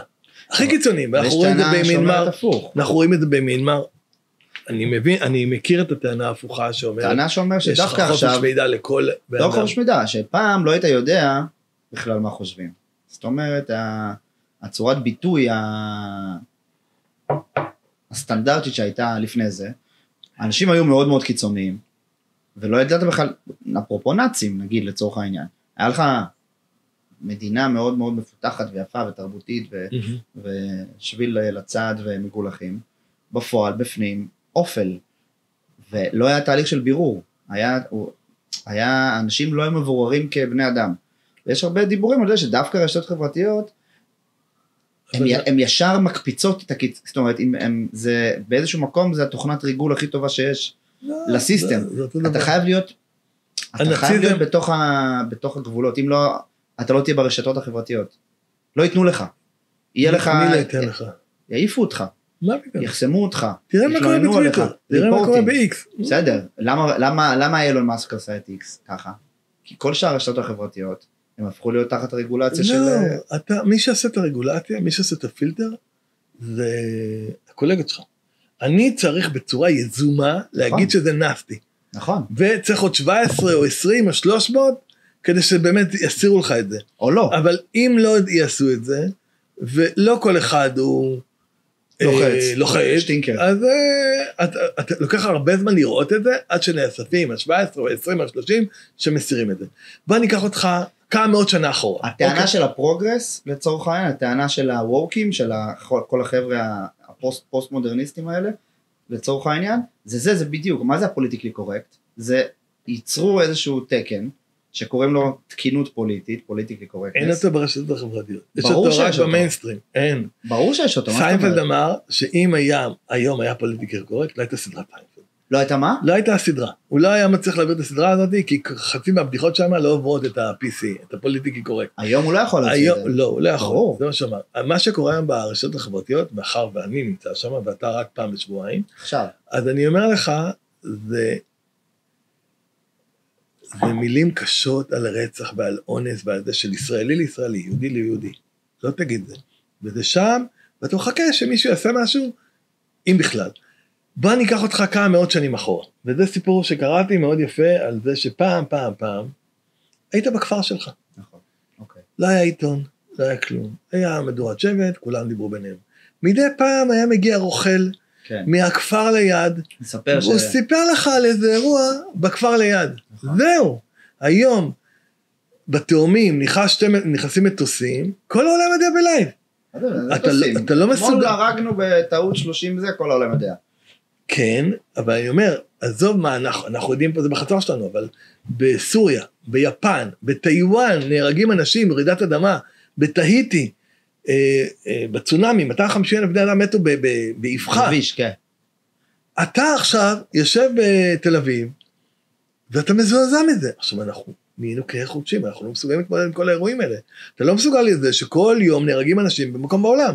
פעם היינו חיים שלווים. ברור. ואתה פעם בהם מקבל איזה זעזוע. היית חווה את הצרות בהתאם לפרופורציות שלך. נכון. עכשיו אתה חווה את כל הצרות של העולם. אתה חי בליין. זה נהיה גם תעשייה ממכרת מאוד של אנשים, כדי להרגיש סערה רגשית. לגמרי. אתה חייב לראות... אתה בטלגרם. אתה באינסטגרם, אתה בטיקטוק, אתה בפייסבוק, וכל אחד מתחרה על תשומת הלב שלך, מי יותר מזעזע. אבל תקדים טיקטוק עכשיו עושה משהו יפה. מה? כאילו מה שכל ארצות הברית? כן, שהאמריקאים אמרו לטיקטוק, לסגור. או שתעברו לארצות הברית. למה? כי יש שני טיקטוק. יש טיקטוק של סין, ויש טיקטוק של מחוץ לסין. הטיקטוק של סין הוא educational. אתה מכיר את זה? את הדיבור הזה? שכאילו שיש שם תכנים רק חינוכיים, ומעודדי מדע, וסקרנות, וגילויים. אתה רואה את זה, אתה מתמלא בפן, וכיף לך, ואתה מלא בהשראה. ופה זה הכל כאילו אונס וזבל ודברים רעים. ולאמריקאים אין יכולת לשלוט על הדבר הזה, אז הם רוצים את השליטה על זה. כן, אבל האמריקאים, אתה יודע למה הם רוצים לסגור את הטיקטוק, זה לא הסיבה. זה אחת הסיבות בטוח, אבל אוקיי. אולי אחת הסיבות, ואני לא זה, אבל אחת הסיבות הכי גדולות, למה האמריקאים רוצים לסגור את טיקטוק, ההרשאות של האפליקציה של טיקטוק היא מזעזעת. אתה יודע שכשיש לך טיקטוק בטלפון, עזב שיודע לך הכל בטלפון. הוא מכיר את כל הרשתות וי-פיי שיש לך בטלפון, הוא יודע על כל המכשירים החכמים שמחוברים, למשל אצלי בבית יש טיקטוק, אז הוא יודע שהטלוויזיה החכמה שלי נמצאת ברשת שלי, ועכשיו לפרוץ את הטלוויזיה החכמה הרבה יותר קל מאשר לפרוץ את הטלפון שלי או למחשב שלי. עכשיו, הוא רואה את כל הדיווייסים שיש לי בבית, את כל המוצר, נגיד המנורה החכמה, הטלוויזיה, המחשב, כן, אבל ההרשאות שלה הן מטורפות, אין, לא אינסטגרם, לא פייסבוק, לא אפליקציה, יש לה את זה. עכשיו, אני מכיר את הדיבור הזה, שקודם כל, שאמריקאים רוצים לזור את טיקטוק, הם מתים שאיזה אמריקאי יקנה את טיקטוק, אבל תדע לך שאם, גם ככה, התרחקות בין סין לארצות הברית, הולכת כל יום, וזה קורה ומחמיר יותר ויותר, ברגע שטיקטוק תיסגר על ידי האמריקאים, אז פייסבוק, גוגל, אפל, אינסטגרם, הכל ייסגר בסין, 1.5 מיליארד אנשים, כמו שהיה פעם, והם נפתחו קצת לעולם, זה ייסגר, רק שהיום, סין עשתה קפיצת מדרגה מטורפת, כל האוניברסיטאות בארצות הברית מלאים בסינים שלומדים את הדברים הכי מתקדמים שיש, ומביאים את זה בחזרה לסין, והיום אין דרך חזרה, אין דרך חזרה. אנחנו חיים באיזה ללה-לנד שאולי עדיין אפשר לנהל את האירוע הזה של סין ארצות הברית. ארצות הברית מבינה שהיא סוג של, היא בשקיעה, היא מהמצמה הגדולה, היא כזה למטה, וסין היא בעצם עולה למעלה, וסין זה לא האיש הטוב בסיפור. זו שאלה גדולה, אם בכלל יש את זה, את כל המילים האלה שאנחנו מוצאים פה על סין, אם יש בכלל דבר כזה, האינטרס של ארצות הברית, או שיש, אולי זה גושים בכלל, כמו שאנחנו מכירים, הגוש המערבי והגוש המזרחי, הגוש החופשי והגוש הקומוניסטי, הגוש הזה והגוש, אולי זה, או לא יודע, אולי בכלל זה גם לא קיים, אין לי מושג, אולי זה הכל משחק של כלכלות, אולי זה כמו שדיברנו, התחלנו את השיחה, נראה שיש לנו משיכה לאותו מגנט, על הפילרס האלה, על התאגידים הגדולים, שיהיה לך תאגיד... סין הולכת לפרק את זה. אם עד היום היה טסלה, מכרה מכוניות בסין, סין לאט לאט מתחילה לייצר את צעדיה, היום סין זה היצרן הרכב הכי גדול בעולם. וכמות היצרני רכב בסין מטורפת, והיא מפיצה את כל... יש את מה? לצורך העניין, הברית שעושים עכשיו, הברית המערב הודו, של הודו והמערב, מה זה כל המהלך הזה? המהלך הוא לבוא לסין ולהגיד לה, חושבת שאת איזה משהו, בואו נביא עליך את הודו, עם כל הכוח שלהם. אני ממש מוטרד בזה, כי אני זוכר לפני 20 שנה. אבל הנה, תראה איזה קטע, אנחנו יושבים פה, בכוחון הזה שלנו פה ביגאל אלון, שותים את הוויסקי ואת היין שלנו, ומשום מה, גם אתה וגם אני, מוטרדים, יש לנו איזושהי תרדה במוח, על האם סין תנצח ארצות הברית, אנחנו פה לא מצליחים... מה שקורה פה בארץ? מה שקורה לי, אני לא מצליח, אני מוטרד על מין הילוד, whatever, אתה יודע, כאילו, דברים כאלה, בכל את מוטרד התחילה לי דלקת חניכיים, אפתה בפה. כן, סין, מכרו לנו כאילו איזה סיפור כזה, של אם אתה לא מוטרד מהמשחק הגלובלי, האקלים, הכניסו את האקלים הזה, זה גם איזה הזיה. זה הזיה. אומרים לך, תקשיב אחי, העולם הולך לקרוס, אתה צריך להיות מוטרד, שים לב איך אתה מתנהג, אתה צריך, האוקיינוס הולך לשתות. ואתה חושב שזה קשקוש. אני חושב שזה לא משנה. אני חושב שזה קשקוש, אבל זה לא משנה מה אני חושב. דעתי לא חשובה. העניין הזה שחייבת להיות לי דעה על הכל, ושאני צריך להיות מוטרד מהכל, לא צריכה לדעה על הכל. זה טרלול. אני חושב שאחרי הצונאמי, צריך מעגלים, זה תורת המעגלים. אחרי הצונאמי באסיה, בתאילנד, במה שקרה שם, אתה מבין שאנחנו כאלה קטנים מול הטבע הגדול והחזק הזה, וכשאתה קורא קצת על מה קורה באנטארקטיקה, וגושי קרחונים שנעלמים, ומה שקורה במיימי, שמפלס המים עולה, והיום יש מים על הכבישים במיימי, ואתה רואה שהעולם משתנה לאט, מהר, אני יודע שטראמפ לא מאמין לא, הוא משתנה, אבל הוא חייב להשתנה, אם מי שחושב שהעולם לא משתנה, אז הוא לא יסתכל על עצמו במראה כאילו. לא, אבל אני אומר שמה שקורה עם סין זה דרמטי. דרמטי כי... למה? מה יכול לקרות? אני אגיד לך, לא יודע אם אתה יודע, אתמול היה תרגיל צבאי גדול של סין וטיוואן. האמריקאים הכריזו כמה פעמים שהם יגנו על טיוואן אם סין תפלוש. כבר אמרו את זה כמה פעמים שהמלחמה של הרוסים באוקראינה זה סוג של פיילוט לסינים. לטיוואן. מה יקרה אם אנחנו נפלוש לטיוואן? מה המערב יעשה? בינתיים המערב לא מתמודד, הוא רק נותן כסף לאוקראינים, ותתמודדו אתם, אנחנו לא זה, נשק וכסף, ואותו דבר גם כנראה לטיוואנים, ייתנו נשק, מה בדיוק יהיה שם? יהיה עימות חזיתי בין האמריקאים לזה.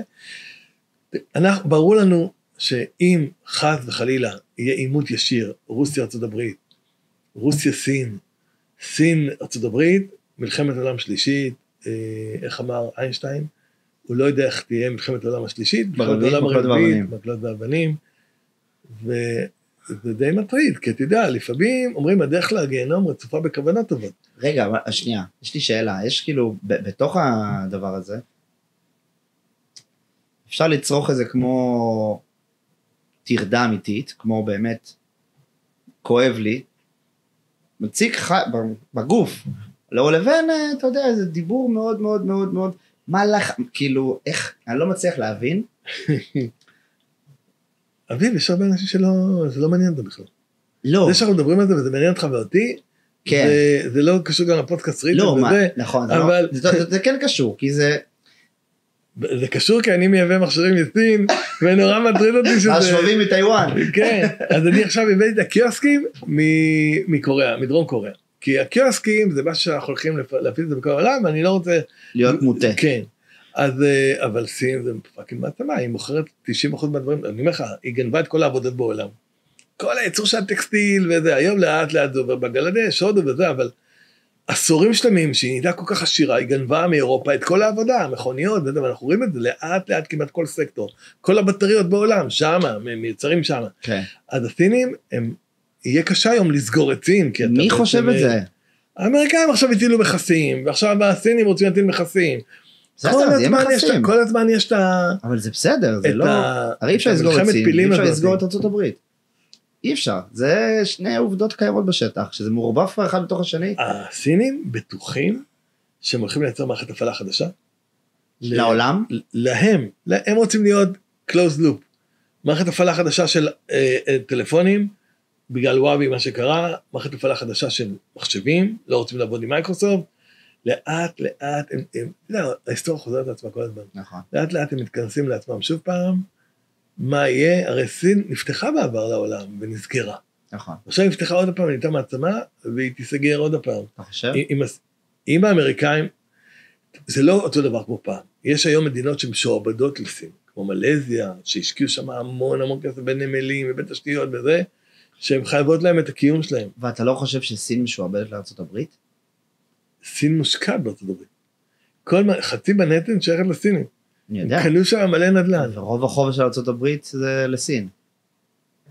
אני לא יודע מה יהיה. אני אומר, קודם כל זה נורא מרתק. זה מרתק, אני ספק. אבל אני אומר, לא צריך להיות מוטרדים כל כך. לא צריך להיות מכלום, דרך אגב, אין פה... לא, נגיד, אם משלוח מתעכב במכס ואתה לא יכול לספק עכשיו בברזיל, אז זה מטריד. לא, אני לא... כי צריך לדבר עם האלה בטלפון, שיגידו לך... למזלי, אני לא יצרן, ועל כל דיווי שאני מביא, יש לי חלופה. ואפילו הסינים עצמם מבינים, הייתה לי חברה סינית שקניתי ממנה מוצרים, והם הבינו את הבעייתיות שנמצאים בסין, הם עברו לסינגפור. עכשיו, המפעל עדיין בסין, אבל כל המטה, כל הזה, בגלל מה שקרה לג'ק מה, שחטפו אותו, נעלם וחזר וזה, ההוא נבהל נורא, אותו בעלים של החברה הסינית, עבר עם כל המשפחה, בתי ספר וזה, והוא רוצה להיות חברה סינגפורית, לא רוצה להיות סיני. אז יש גם הסינים עצמם, הם בסרטים. בבלבלה עם עצמם. אז ככה חושב מנכ"ל של חברה בינלאומית. לא, ככה חושב יוסי. לא, אבל לצורך העניין, מעניין אותי. שלהם, בטח, שאתה בתור מנכ"ל של חטיבת הריטייל של נייקס, כן. כאילו הסגמנטים שיש תחת ידיך, אנחנו נורא מבזרים את הסיכונים שלנו, כן. לא נשענים על יצרן בודד, ומחפשים באסטרטגיה רחבה, ומה שמנחה אותנו עוד פעם, אמרתי לך, זה חוויית לקוח, סוג של, איך אני מייצר סוג של enjoy, celebrity, שכשאתה משתמש במוצר שלי, אתה תהנה ממנו. לא רק סתם מפעיל מוצר, העברתי, מכרתי, אלא כל דבר יש לך כזה סוג של פאן, לא לשים את כל הביצים בסל אחד, ולקחת את כל האיובים שלך, כמו בג'ודו. בג'ודו המפתח הוא לא להיות יותר חזק מהאויב שלך, אלא לנצל את הכוח שלו לטובת זה. ואני רוצה אותו דבר, יש AI, מהפכה מטורפת, אז יש המון, יש מוצר שנקרא מיסטרל מעולה, צרפתי, יש קלוד, יש ChatGPT, יש ג'מיני, ואנחנו עושים שיתוף פעולה עם כולם, לוקחים את זה, מכניסים את זה בתוך המוצר שלנו, ובעצם במקום לייצר AI ולהיות בתחרות איתם, אלא לקחת את מה שהם נותנים לנו, ולשלב את זה בתוך המוצרים שלנו, ולרוץ קדימה, להדגיש את זה. מה כאילו הטקטיקת מחירה שלכם? זאת אומרת, איך אתם מוכרים? לפי מפיצים? בעולם, כן. או שיש לכם טריטוריות שלכם? יש לנו גם סובסידרי שלנו, ממש סניפים שלנו. ב-UK אתם חזקים, נכון? ב-UK, באוסטרליה, ביפן, זה סניפים שלנו, בארצות הברית חברות חזקים. במדינות הרציניות, מתקדמות, מפותחות. כן, יש לנו בדרום אפריקה, יש לנו בדובאי. אנחנו בעצם, יש מקומות שיש לנו סניפים שלנו, יש מקומות שיש לנו שותפים, כמו בצרפת, ומפיצים, כמו בדחיות, ועכשיו עם ריטל פה, קנינו שם כמעט איזה 100 מפיצים, שמפיצים גם את המוצרים שלנו ביחד. המפתח שלנו זה בעצם לקבל מכל החבר'ה האלה את הניואנסים שיש בכל מדינה ומדינה, כי אנחנו יודעים, אנחנו לא יכולים לדעת הכל, הם יודעים יותר טוב בשטח מה יש, ובעצם להביא את הנוהו שלנו, להנגיש אותו, ולתקוף. אנחנו לא הולכים להיות שחקן גלובלי לא מכוון, הולכים לקחת את הלקוחות שלנו, ועליהם להתבסס ולהתרחב. וזה הרבה יותר נכון, והרבה יותר בטוח, והרבה יותר בסבירות מאוד גבוהה שזה יקרה, מאשר לראות לכל הכיוונים. עכשיו אני נכנס לאנגליה, רוצה לקחת כל השוק הבריטי. לא, יש שם בסקוואר, בסאמה, בשחקנים ענקיים, שמשקיעים המון כסף במרקטינג, בשלטי חוצות, בפייסבוק, באינסטגרם, מיליונים של דולרים, ואני אומר את זה בהמתה, הם משקיעים הרבה יותר. בדיוק. ואנחנו פשוט לוקחים את האינסטול בייס הקיים, ועליו אנחנו נשענים, ודרכו אנחנו מרחיבים את המרקט שייר שלנו, וזה עובד מעולה. כאילו אל מול השחקנים הגדולים האלה, העולמיים, כי, לא יודע, לי כל הזמן, לא, אולי זה סתם, אולי זה לא חיבור אמיתי, אבל לי זה מתחבא כל בראש, שאתם קצת מזכירים לי את וולט. למה? כי וולט נכנסו לשוק שהיה בו ענקיים, אובריץ ופנדוד ושמנדוד וכל מיני כאילו שחקנים ענקיים, והם באו מפינלנד, והם תפסו את כל השווקים כאילו האמצע האלה, מה שלא מעניין את הענקיים, והצליחו בסוף למכור את זה לא יודע, כמה מיליארדים טובים את העסק. אנחנו לא כמו וולט, כי וולט היא שחקן נישה, וכשאתה מסתכל בעולם, היא, למשל ברזיל, יש שם שתי שחקנים, אייפוד ואובריט שנרכשו על ידי שחקן מקומי, אתה לא תראה וולט, אתה לא תראה וולט בהרבה מאוד מדינות. וולט הכי חלשים האלה. ונקס אתה תראה בכל העולם. בכל העולם, אתה תראה בארצות הברית, אתה תראה בדרום אמריקה, אתה תראה את המקומות, עזויים לגמרי. אתה אומר, בואי נה, אני לא ידעתי, שנקס כאלה פופולריים, וכל כך חזקים. טוב. באוסטרליה, כל מיני מכבסות, מטורפות, מפלצות, שמייבז וזה, כולל המתקן שאתה מוכר את המרכך וזה, גם אתה קונה את זה בנקס, מלא דיווייסים בחדר אחד קטן כזה. יש מדד כמה כסף נסלק על ידכם? ברור, אנחנו הגטווי, אנחנו הבנק. אז יש לנו, כשאתה תבוא למשרד שלי פעם הבאה, אתה תראה דשבורד מטורף, כמה טרנזקציות, כמה כסף עובר שם, כמה מכשירים פעילים ב-24 שעות האחרונות בכל העולם, וזה פשוט יפה לראות את זה מעבר לגלובוס, כל מדינה שמתעוררת, יש שם יותר פעילות במכונות וזה, ואנחנו ממש, אנחנו אולי, אמרתי לך, כמו שאמרתי לך בהתחלה, אנחנו מתחת לרדאר, לא רואים אותנו בזה, בוואנס, אתה שמת לב, פתאום אתה רואה את זה, כן. ולאט לאט אנחנו מרחיבים את עושים אקספנד לאותן פעילויות שיש לנו. אתה שם בהתחלת הפיימנט, יש לך את החניון, יש לך פתרון לדלק, יש לך פתרון לאיבי, לטענת מכוניות, לסיסטור, לחנות נוחות, ואז ברגע שיש לי את זה, אני נותן לך כחבר מועדון את ההטבה גם בטעינה של הרכב, גם בחנות נוחות, גם בשטיפת מכוניות, כי זה הכל נאקס. היום שטיפת מכוניות זה נאקס. גם בארץ, אתה תראה מלא מקומות כאלה, של do it yourself אפילו, שאתה בא, קונה זמן 7 ואט, קונה זמן מים כזה שמקציב וכאלה, ודבר. ואז בעצם, הלויאלטי מאוד מאוד יושב בליבה של החברה שלנו, חוצה כל הפעילויות, שבעצם נותן לך את ההטבה, את האפליקציה, אתה יכול לשלם, אתה יכול לצבור נקודות, לממש אותם בכל הוורטיקלים. זה בעצם מה שמלווה אותנו באסטרטגיה העסקית שלנו. וזהו, באתי לשאול בדיוק, אפילו לפני הדיבור רגע עליך בתור ריטייל, אלא נייקס כנייקס. זה האסטרטגיה, הלויאלטי. לויאלטי והפיימנט. הלויאלטי והפיימנט הוא לבוא בכל מקום. להיקשר ללקוחות כאילו. אנחנו רוצים לתת לך א', קלות בלהתחבר לבנקים, אתה לא צריך להתחבר לכל הבנקים, התחברת לנייקס, התחברת לכולם, והתחברת לנייקס, התחברת לכל ה-APMים, פתאום אתה מקבל דברים שלא עשי לעסק, אתה יודע, יש לך גם וויצ'ט וגם אליפיי וגם סמסונג פיי, וכל האמצעי תשלום האלה, כן. QR קוד וכאלה, התחברת לנייקס, קיבלת את זה, לא ילדי, התחברת לנייקס, פתאום אתה יכול לתת פריפיידים ללקוחות שלך, וזה קסם. למה זה קסם? תבין שעד היום עסק שהיה צריך מימון, הלך לבנק לקבל כסף נורא נורא יקר. אחרי זה, המתוחכמים ביניהם, אמר רגע, אני אדחה את האשראי ספקים. אני משלם להם שוטף 30, שוטף 60. שוטף 60 אני מרוויח עוד מימון. עוד יותר חכמים, הוא מוכן למכור פריפד ללקוחות שלי. לא בפריפד, זה הלוואה. אני עכשיו מוכר פריפדים, ב100,000 שקל, הכסף אצלי עכשיו. הלקוח עוד שיבוא לממש את זה בזה, שיבוא. הכסף עובד ועובד ועובד. יש פה שתי הכנסות, אחד זה מימון, ושתיים זה אין 100% מימוש. קנית 100 שקל, תמיד נשאר לך 5 שקלים, 4 שקלים, 3 שקלים, באחוזים זה המון כסף. מלא כסף. אם נשאר לך 5 שקלים, זה 5%. שעשית על הכסף. טירוף. והרבה פעמים זה 7.5, וזה אין כאלה כספים. עכשיו, עד שתממש את זה בזה. אז אנחנו נותנים בעצם כלים, כמו שאמרתי לך בהתחלה, איך אני נותן כלי לכימונאי הקטן לשרוד, מול הרשתות הגדולות.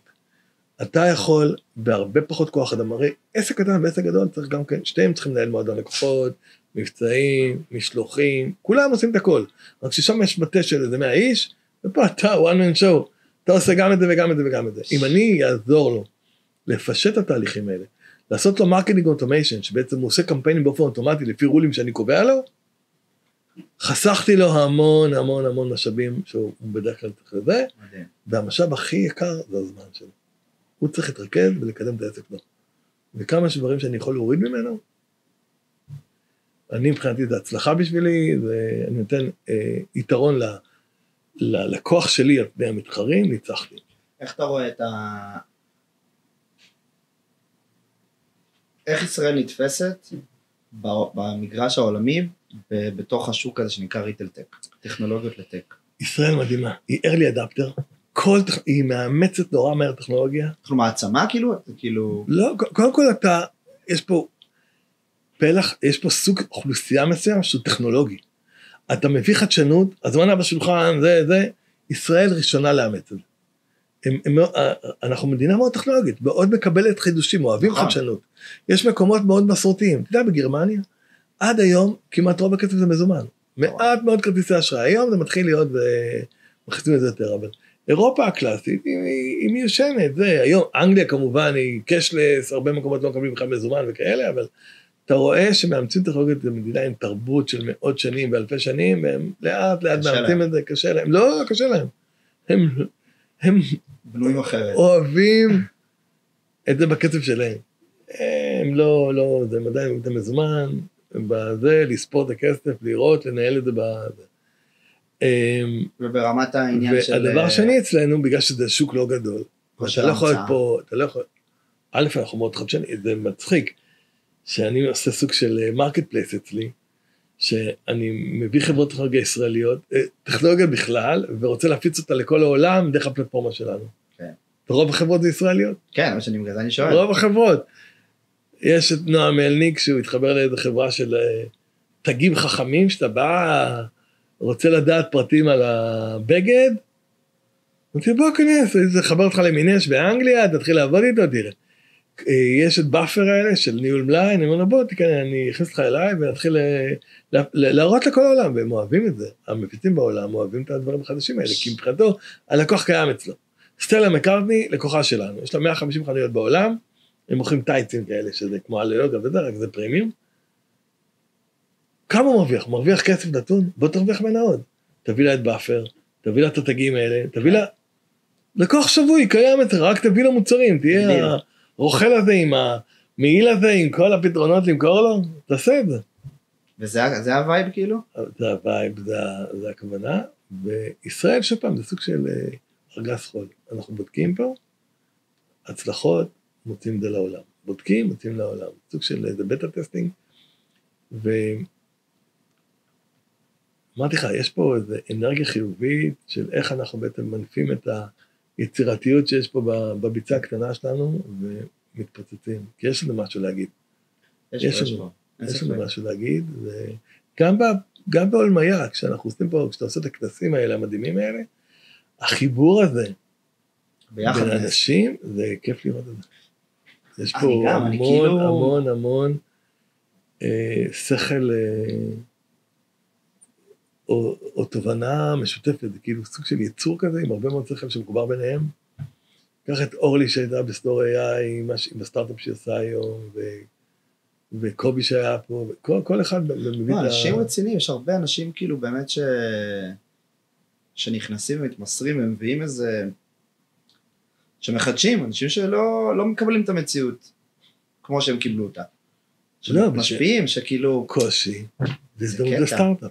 זה קטע. קושי זה אתגר, ואיך אני לוקח את האתגר הזה ומייצר ממנו כסף. עכשיו, מה יש לנייקס כאילו שתהפוך להיות שחקן עולמי? נכון. למה? נייקס בא מהכאב הזה, שאני בא לקנות כל הכרה, ואין לי כסף, אין לי מטבעות. מה אני אמור לעשות עם הדבר הזה?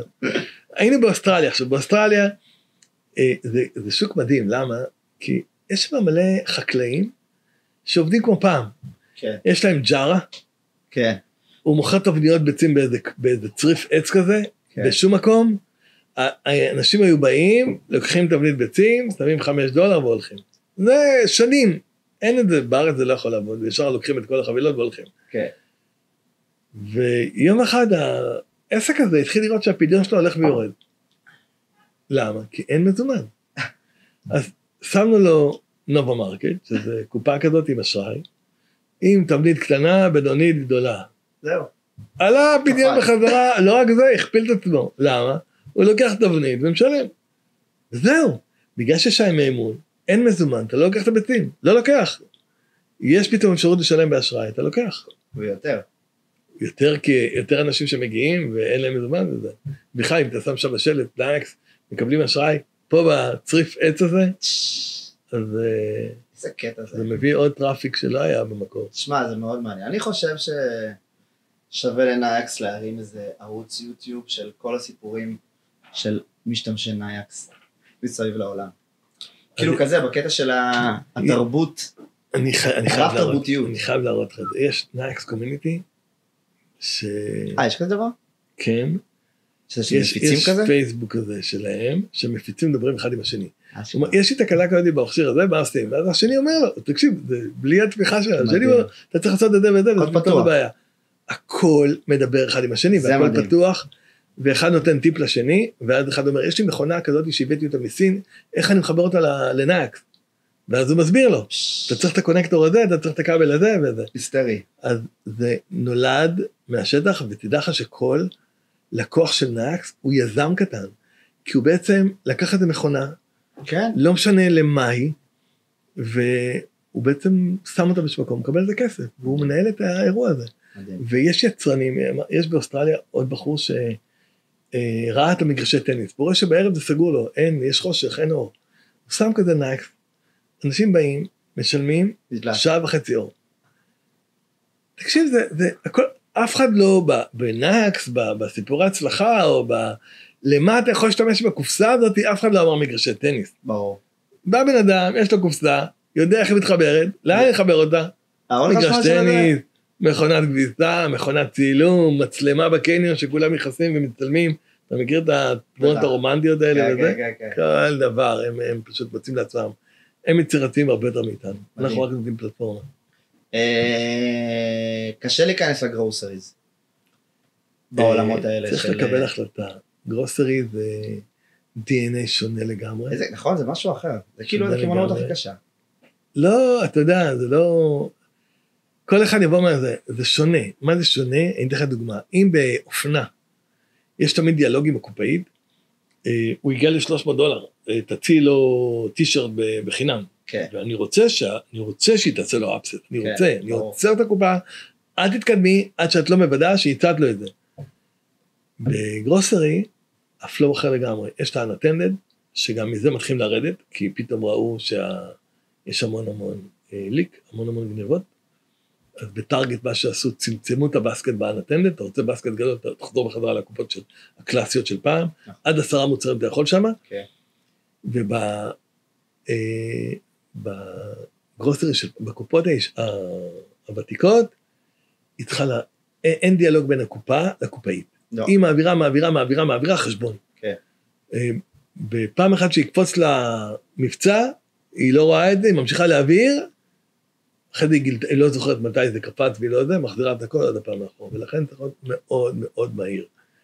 יש את כל הטרנד הזה של העגלות החרמות, אני לא יודע לאן זה ילך, באמת, אני לא חושב שעדיין יש עגלה בארץ, ולא משנה אם זה אושר עד, אם כאילו אם זה סופר סמארט, או קסטום מייד, או פלואו, שהיום שלומי מנהל את זה, אני לא יודע לאן זה ילך, אני באמת לא יודע, אני לא רואה איזה משהו זה.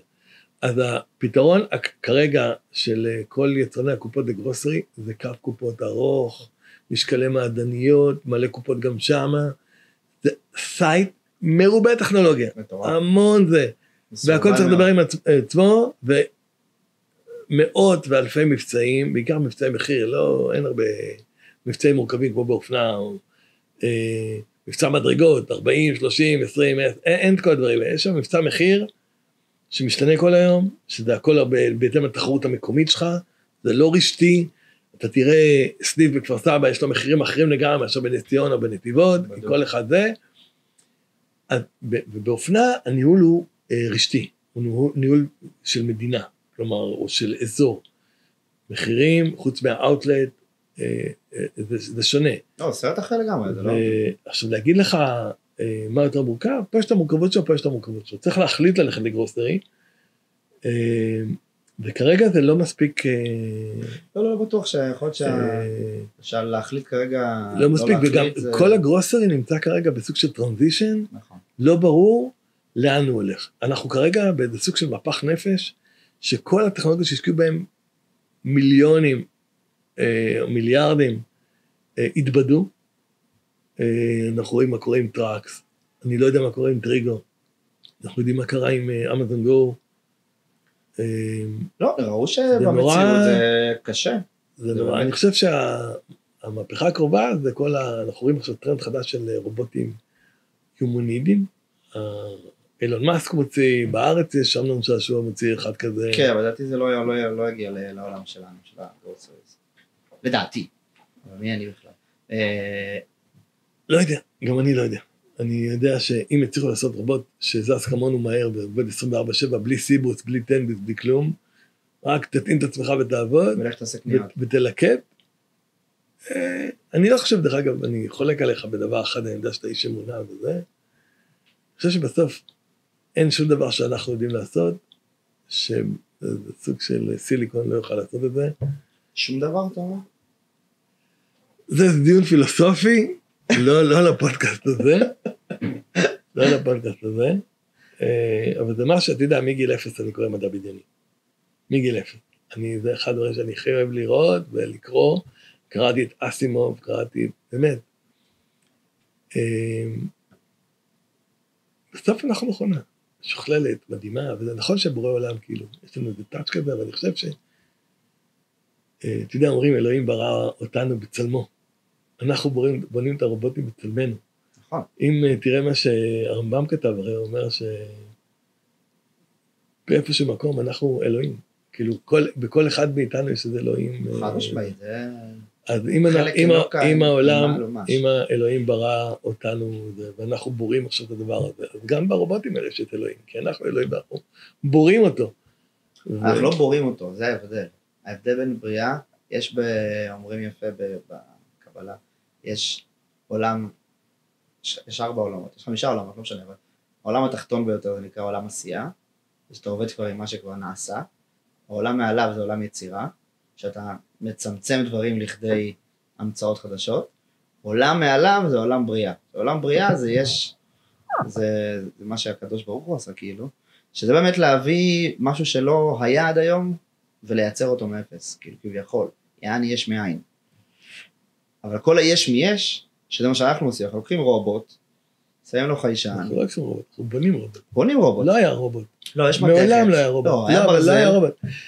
לקחנו ברזל. גם אותנו, הוא לקח. את האדמה ונפח ברוח חיים. נכון. והוא עשה אותנו בצלמו. הוא לא יצר משהו, את האריה הוא בנה לא בצלמו. לא בצלמו, כאילו יצור חדש לגמרי, לא זה, גם אנחנו יצרנו כל מיני רובוטים של כלב, יונדה, בוסטון דיינמיק, עשו כלבים חמודים וזה, אבל עדיין זה דומה לכלב. כן. הוא עשה אותנו מכל היצורים, מכל הדמויות, מכל מה שהוא חשב, הוא בסוף בחר בצורה שלו, הוא אומר, אני רוצה ככה. כן. למה? כי הוא חשב שהוא, כאילו אני מניח, אני סבבה, נעשה גם סבבה. כן. ואנחנו ניסינו לעשות רובוטים בכל מיני צורות, דרך אגב, בכל מיני, אתה תראה, כל התעשיית הרכב, יש מלא זרועות כאלה שמרכיבים ועושים מדהים את זה, ואז הבינו בסוף, שאם אני רוצה מישהו שיחכה אותי ויחליף אותי, אני חייב שהוא כמוני. למה? כי אתה לא יכול לעשות עבודת הבית, להרים את הבגד מהרצפה, ללכת לכביסה, בנינו כבר את כל העולם שיהיה, שאלוהים למידותינו, נכון? שתאים לנו, אז במקום עכשיו להתחיל לבנות את כל העולם שונה, זה לא יכול לעבוד. חד משמעית. אם אני צריך לעשות את זה, אז גם הרובוט צריך להיות כמוני. יהיה רובוטים שיהיו מאוד משפיעים, אני חושב שבסוף הדבר היחיד, לא יודע מה היחיד, אבל אחד הדברים הרציניים שהם לא יכולים לעשות, זה נשמה. זה לחוות, כאילו, כמונו. בסוף, לא משנה מה, הוא ימזוג לך יין, בסדר? הוא לא ישתה יין אף פעם. אבל הוא כנראה לא ישתכר. הוא לא ישתה יין אף פעם. והוא כנראה לא יהיה מסטול. הוא לא צריך, אחי, הוא יכול להגיע לתכלס בלי זה. זה כמו שמחר יהיה כדור, שזה יין, תשתה. יכול להיות. אז הוא ילחץ על כפתור, אבל המקום שאנחנו צריכים באמת לחבר בין החוויה שלנו, לבין ההשראה, לבין כל המשחק הזה פה, הוא משחק שזה בסוף, זה התכלית. התכלית בסופו של דבר זה לשחק את המשחק הזה. זה לא ללכת לנהוג לעבודה. לא נפתור את זה כאן. נכון, כנראה שלא נפתור. אבל עמוק, רחב, מאתגר ויפה דרך אגב. אני אוהב את זה, כי אתה בעצם לא שבוי בקונספציה, אתה מאתגר כל מחשבה, וזה יפה, כי הרבה אנשים, אני גדלתי למשפחה שהיא חרדית, ואל תחקור במופלא ממך, זה היה אבן דרך, וכל פעם שאתה אומר את שם אלוהים לשווא, אתה קבל סתירה, כן. וכלומר, אסור לך לדרוך על הקווים, כן. זה, כן. ואני חושב זה שאנחנו היום מותר לשאול, ולדבר ולאתגר, ולא יקרה לך נזק מיידי כתוצאה מהשאלות האלה. הרווחנו, התקדמנו הייתי אומר. טוב, איך אתה רואה את עצמך, מה השעה? 7:20? 7:20. טוב, שאלה אחרונה ונסיים. לא, אתה יודע מה, אני לא... לא, זה נראה לי זמן טוב. זה נגמר הכוס, זה תחסם. נכון, הכוס מתה. טוב, אז אחד לחיים. ותודה שבאת. תודה שהזמנת, היה לי ממש כיף, אני ממש... גם לי. החכמתי, ביג טיים. אני החכמתי, מה זה? לא, גם אני. פתחת לי את העולמות. מה נאחל לך? מה נאחל עם ישראל? מה נאחל לנייקס? נתחיל עם עם ישראל. א', שיחזירו את החטופים. אמן. חיים כמה שיותר. אמן. כמה שיותר, זה פשוט בלתי נסבל ההפקרות הזאת שקרתה.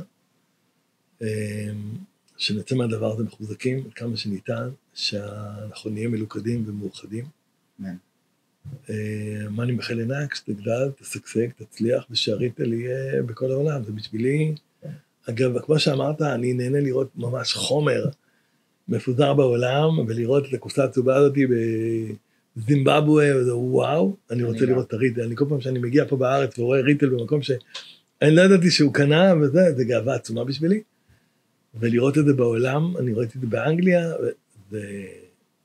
זה הדבר שאני מאחל לי, יוסי. ונקס תצליח, אני משוכנע, אני לא... אני חייב להגיד שנקס מחזקת אותי כישראלי, נשבע, באמת. זה, גם כשהייתי צריך משרדים, ועשינו צריכים את אחד האירועים הראשונים, אתה רואה טוב, כאילו אתה רואה משהו טוב שנעשה. שמשרדים טובים, שאנשים טובים, שאתה טוב, שזה טוב, שזה כאילו זה טוב, זה עלמת טוב. כן, יש שם עדות אוויר, שיצרו שם סוג של דינמיקה מאוד חיובית, אנשים שהם ווינרים. משהו. וזה יוצר וייב מטורף, כיף לעבוד שם, וברגע שכיף לעבוד, יש חדוות יצירה, ויש שם יצירות, כן, לגמרי. אשריך, אשרינו. תודה שבאת. המון תודה, אביב. ותמשיך לעשות כזאת עבודה טובה. ואוהב אותך, אחי. ותמשיך להביא אנשים מעניינים. אמן. אוהב אותך, לגמרי. תודה שהייתם ושהקשבתם. שיקות. תודה חברים. ביי. ביי ביי.